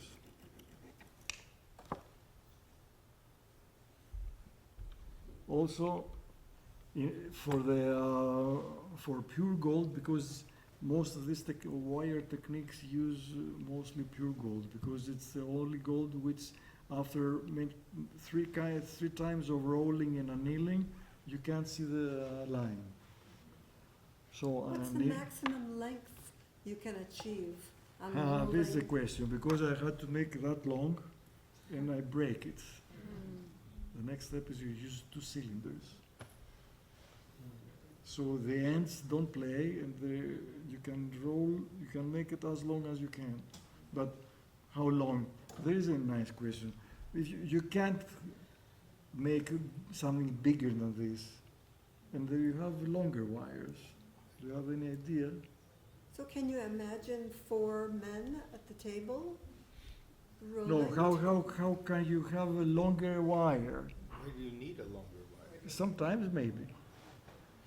Because you can't make small pieces if you want to make a production. And in order to be all the wires the same, Well, if you make an Etruscan knot, they cut a circle. You can have as long as you want.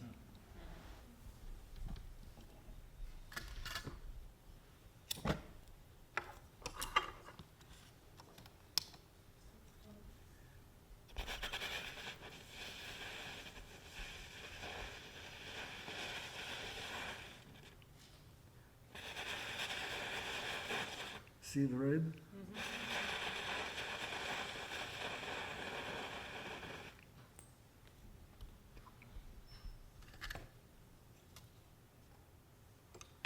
Did you see that my exhaling is much better than when we started? Well, when with Nikos you have to make experiments 2 days before I start working, because I have to recontrol my body, all these techniques, how to cut, how to solder, I have to forget and then start again from the beginning.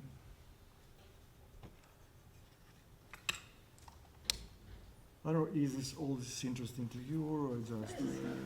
Very interesting. What metal are you using to snuff out the flames?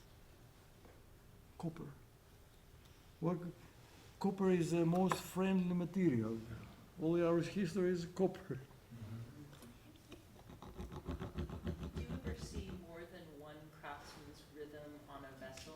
When I used to be Oh, a yes. mural, I used to be a mural painter, and one way that we would make our hand not show up was to move around, right? So that if you had 6 people working on a mural, I can understand 6, but if there are 2, then yes, can understand. You can understand on the helix Eleni showed you. You can see different rhythm from the bottom and the top. Some parts of it, but it was perfect. Because when you see in order to understand the level, the dexterity of the craft of hammerman, all the hammer blows has a bit, one covers a bit the other. And if you see distances, then it's not the same. If you see it more, it's different. Can I add something like this? Yeah. Another interesting thing in workshops is that there are specialized jobs for each part. And so the main craftsman, the main artisan will not do the wire. The wire has been done. The granules have been done. So probably it's the master craftsman. So it's interesting Apprentices. to hold and see. Foundation And it's copper. At least this is how we know the organization. If it was gold, now it was difficult to. It is like a solid wire. Yes, smooth. They can't see it, but they can feel it. You can in copper. You always see the line, but in pure gold, many times you try to find it under the microscope. What is really interesting is that we found at ancient Methoni glass rods from the archaic period. And the person who was studying the glass, Despina Ignatiadou, you would know her from the National Museum. She called me up and she said, John, there are no rods in the archaic period. They only exist in the Roman period and later. Could it be? Well, I can't, with Ignatiadou, it's... But it was very clearly an archaic deposit. The city was destroyed. Why not to make it in a mold? Well, the glass rods were twisted. We're done in this metal technique. No, well, no, it's not in this metal technique because you can't do that. No, but you heat the glass and you have heat the a glass flat and then strip. you have to keep it. If it is red, if it's hot, otherwise it doesn't break. Yeah. Or you roll it. Yeah. You roll it stone with stone Yeah. if you want to make a roll. Because rolling is something which we get born with this. Yeah. But this, you have a paper, you do it like this. It's something very useful. I don't know, but guessing. But if you roll it between stones, between bronze, maybe you can make rods. They made the rods and we have them, but they're twisted as well. And that's the... It happens only by rolling. Maybe. Well, they make the wires to make decoration, and then it's the granulation. I'll try to make one granule if I can do it. I got some pieces somewhere.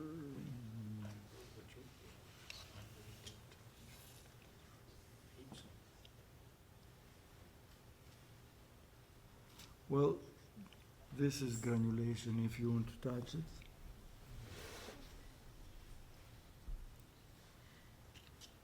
I can't find the pieces. The one is one part of the one would say ear spoon, how you call it. If you touch this one this way, then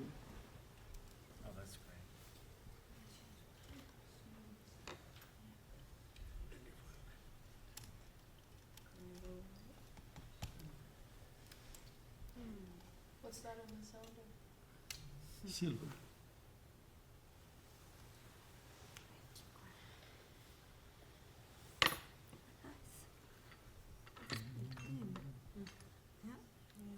Perfect little balls.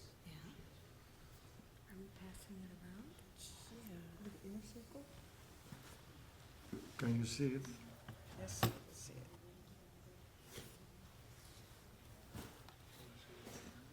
Can the camera see it?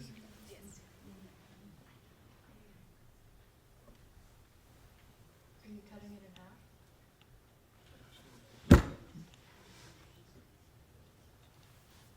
So I got some small pieces to try to make 2 granules.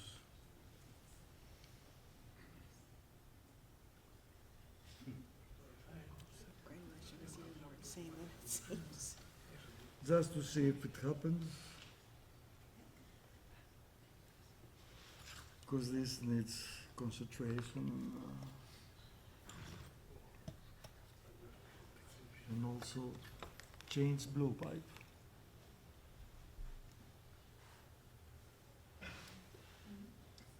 To achieve higher temperatures, or why change the pipe? It is thinner and can raise the temperature higher.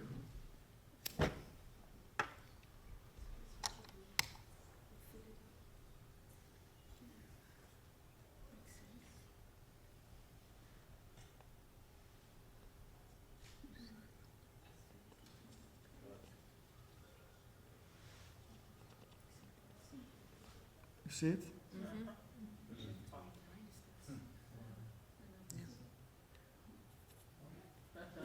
No, it's running away. The temperature here is 900 to melt it and make it a sphere. Working again. But for them, if you go, all this, for me it's very interesting to go to see the exhibition again and see all the pieces in it with a different eye. Because it's totally different if you understand how things are made. In order to make these thousands of granules, you use a crucible, you use a potter with many, many holes, layer of charcoal, and then pieces of gold. Layer of charcoal and a piece of gold. Layers, layers, layers.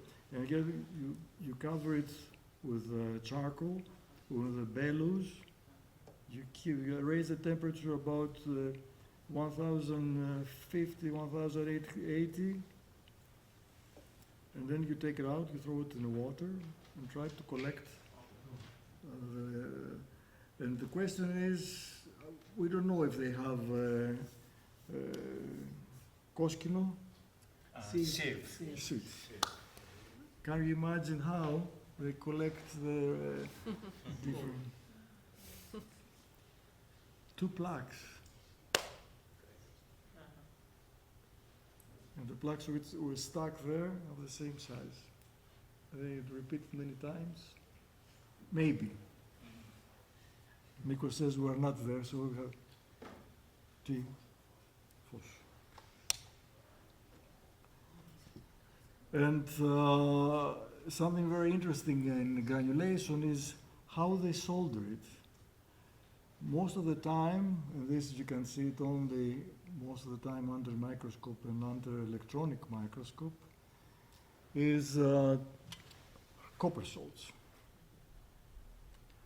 To make copper salts, you need about 3 days.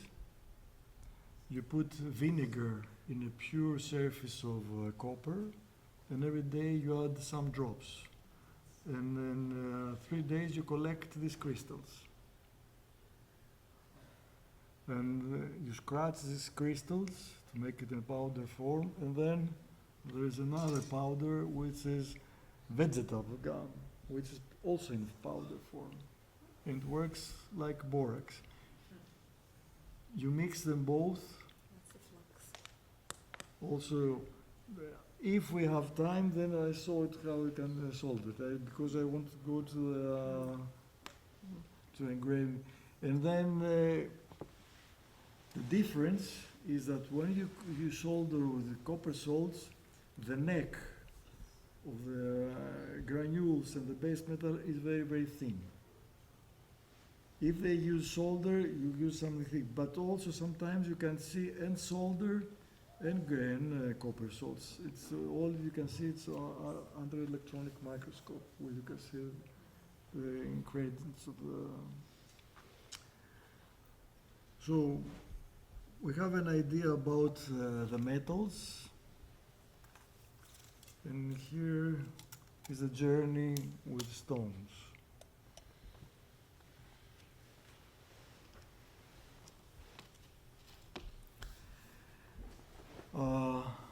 The tools, this is the tool I used to engrave all these steatites.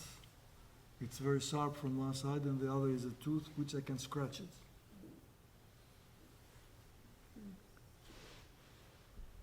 Can you see it up there? Yeah. And another tool is this one, which also I use it for metals. Also I use this, which is a bit curvy. I also use this and this one. So in order to make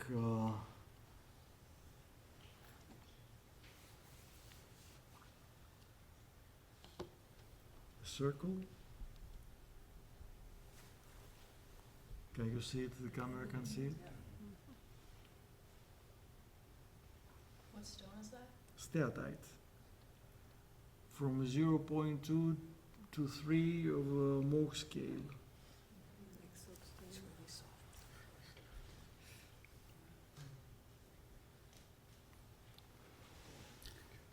See, it's like half a circle.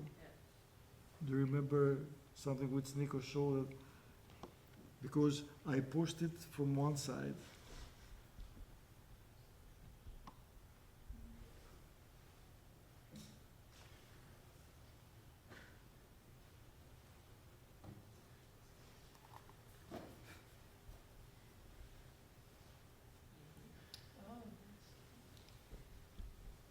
This one is. It's not good because I do it fast. And the other is this. No. The other is this blade, which I can make lines.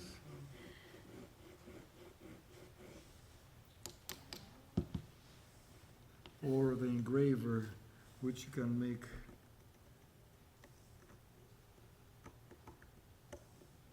See how I work? I control all my fingers are on the stone, so I can control everything.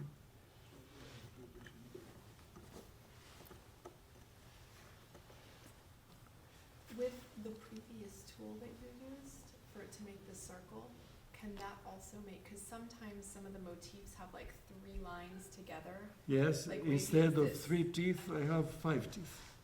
Center and the other 2 teeth. It must be wider. And maybe you have to go to this one, which is very, very interesting. And oh, δεν χάνει. Δηλαδή αν είχαμε παιδιά θα παίζανε με τέτοια πράγματα. So this is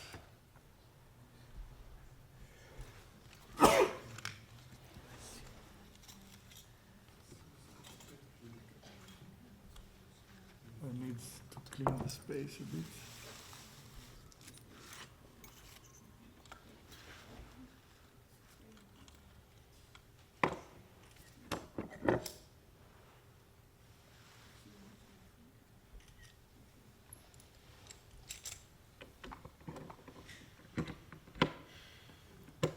Well, this is modern, it's not old.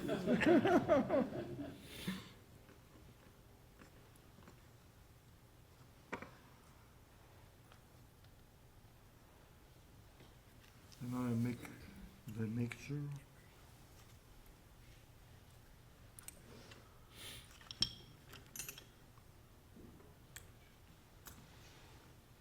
I have the spoon.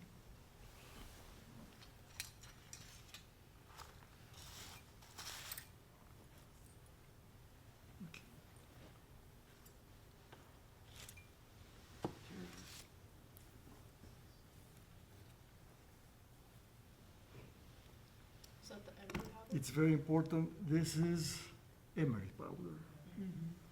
Hardness 9.5. What kind of powder? Emery powder. By scratching, where is it? Somewhere around here. By scratching two pieces of emery stones, you collect the different qualities of emery powder. Do you use the different qualities for different things? Yes. If you become very good, you will use very, very thin. It depends in what stage you want. If you're on the stage of cutting, you use harder. If you're on the stage for polishing, you need finer.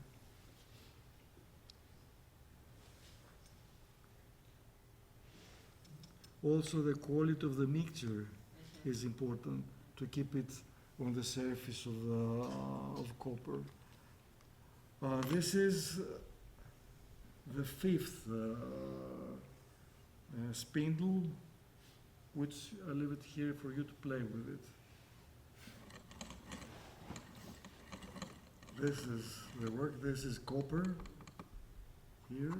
This is you control if you want smoother or if you want to control it more. Here I add some oil.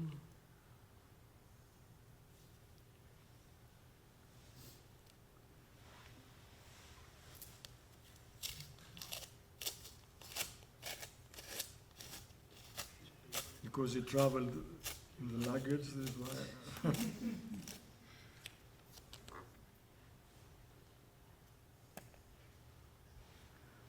Normal olive oil.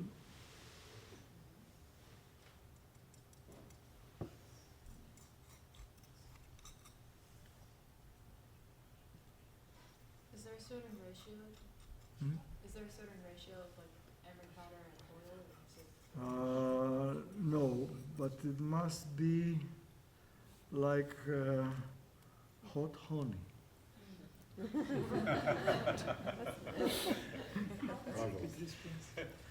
thick does the mixture have to be on the tool head itself? Or like, what's your preferred? It's difficult to answer it because these things you learn by experimenting. It's, but this is good. That means that it doesn't go. It's not so fluid.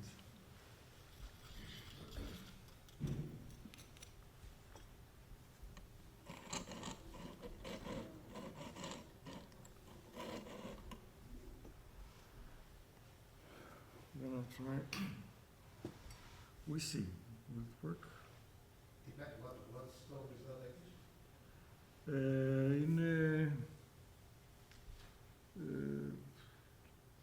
Jasper? Jasper. Help. Thank you.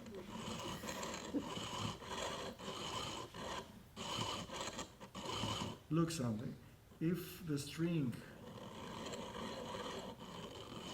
goes back and forth, but if I leave it loose and I work for some hour, then I can control it to work only one way. But I need some hour.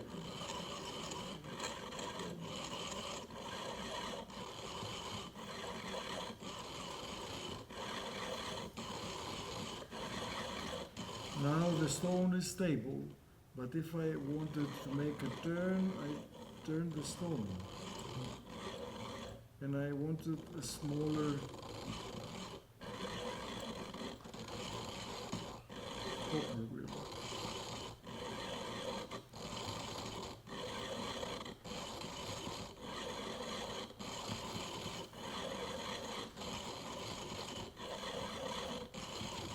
The other thing is that you can work it both sides, and then you lower the stone, and then, but it's not stable. You change the.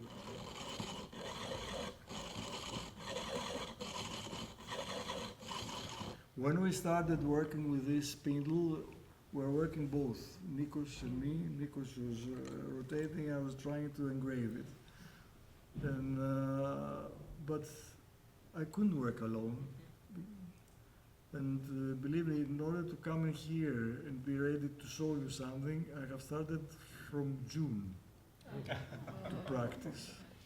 Okay, to practice also hard stones, because we have left it for some years. I have to remember everything again. You see, I use the stone to press it, and it doesn't turn. Well, now you have to go back to the museum and see the video, and you can magnify, you make it as big as you can to see the lines from the emery powder on the surface of the stone and the direction. And then you see that it's one direction. It's not back and forth. When I started some seal stones in National Museum in Athens, then I saw some stones which in some pieces they have a V. Is where it goes back and forth. And you could see this V. Not, it was rare, but you could see it. Here you also, when you magnify this video, you can see the quality of the movement of the tool. The tool is very, very stable.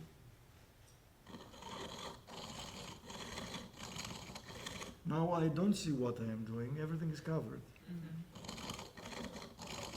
But I feel in my left hand that something is working.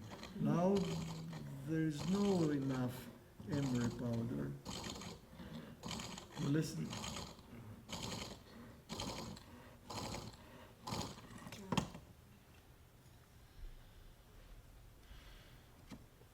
The hardness is about from 5.8 to 6.2 of this stone. Can you see the line? Yes. Turn it toward the camera. Yeah. But if I have hard stone, chalcedony, which is only one, you can, it is from 6.2 to 6.5, but it's much, much harder.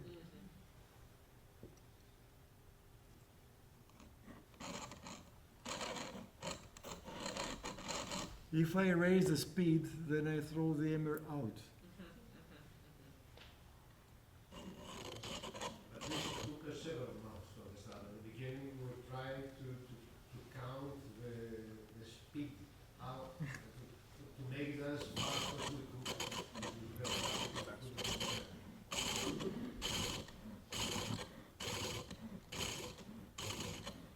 See, it can't keep the emery for long. So the stone is harder. You mentioned in the beginning of this whole demonstration that it's like a lot of muscle memory, and like noticing your posture now, you've actually gotten closer to your work and your hands are even closer to your body. Is this something you learned from experience? Like, did you start out with like a more relaxed position and then get closer? No. Look, there is a need behind what I am doing, and for me is I have to come close to it, not because I don't see it, but I have to control everything. I have to be like this, not to be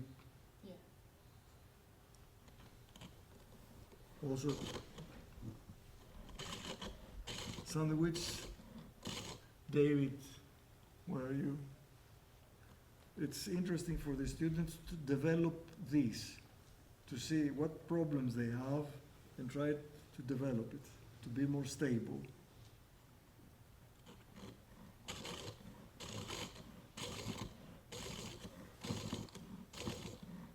listen. Just a small, very small. But this is enough for a seal stone. It's deep enough. The thing is that this is not so stable, and they have to learn how to control it. What we do with Nikos is that we don't have answers. We always put questions, and through the questions we try to develop the tools, the movement, the technique. It's the only way. We need mistakes. We need too much repetition. Before June, it was difficult for me to remember all this, and I spent hours and days in order to remember it. In terms of the size, so many of these seal stones these hard stones are so small. Do you think that they engraved With smaller ones. in terms of like how you're holding it though? What do you have it on? Okay. It's attached just with wax? It's not wax, it is Voulocheri Gum? seal wax. Seal wax.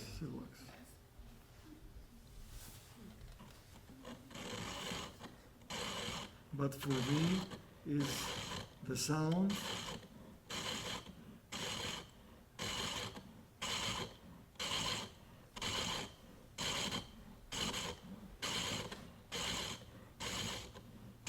The one which I have now, it's much more stable because the center is thicker, the axis, and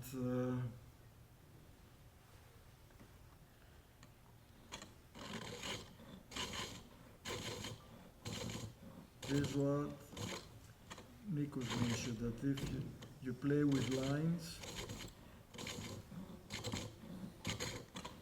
it's not stable. This technique needs so much focus on it. It's difficult to talk, and it's a pity that we don't have time for you to play.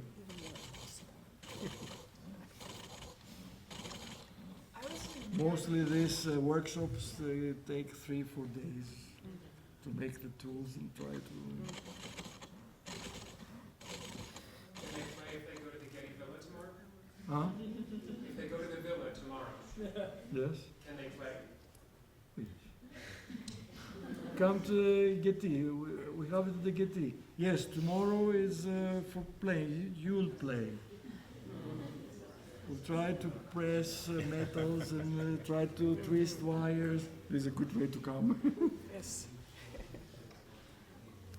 So, see, when I change directions, I can start making motifs, patterns. Can you turn it more towards? Oh, yeah. So a combination of lines, which Nico said, or circles, you can slowly, and now it's difficult, so, but when you want to do something very, very delicate, I believe that there is someone who works it, and the craftsman has very, very good control with one wheel to make curves, to make the bodies, because you move it like this, and then you make the seal from the seal stone, combat seal stone, because it's very deep. It has to be made with a big wheel. Maybe tomorrow it's interesting to show them in the video some Yeah. details. Yes, on the Because- iPad, yeah. Because there are many tool marks which now I can't explain them to you, but you can see them on the screen.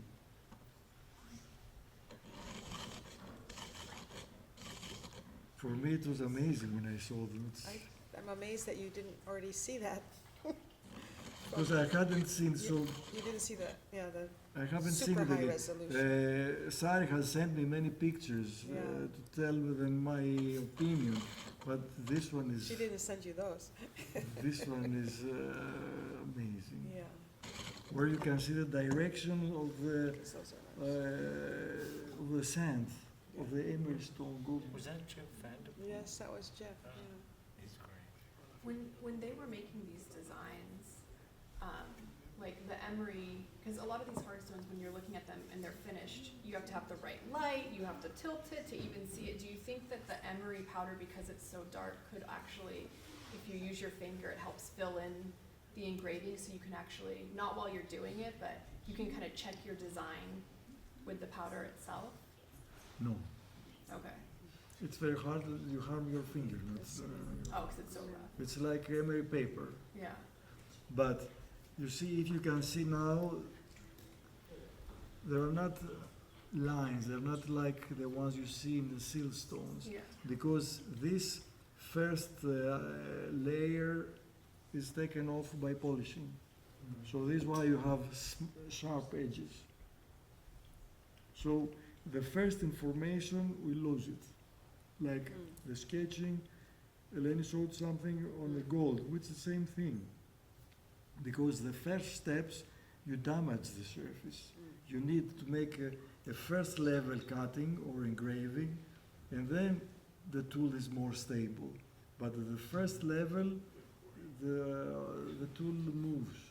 And then by polishing, you take out the first level. So we don't have information of the sketches, because maybe they have some, this seal stone is designed on a trigon. And also it has axes, which you don't see them now, but he has engraved the axes. The polishing is made with... The polishing is made maybe with finer, very, very fine emery powder with fat. And the experiment is that you have a piece of thick leather, and from this side, not from the polished side, and you put fat and let it dry, and then you add pumice powder. Don't try to polish it. Another experiment was you use animal glue, and you add the pumice powder and you press it. But it's better for the metals. I don't know if it's so much for the stones, because for the stone it has to read the curve, and if it is very tough, maybe you can destroy. I don't know, but to Kiklo. Thank you, Akis. Please.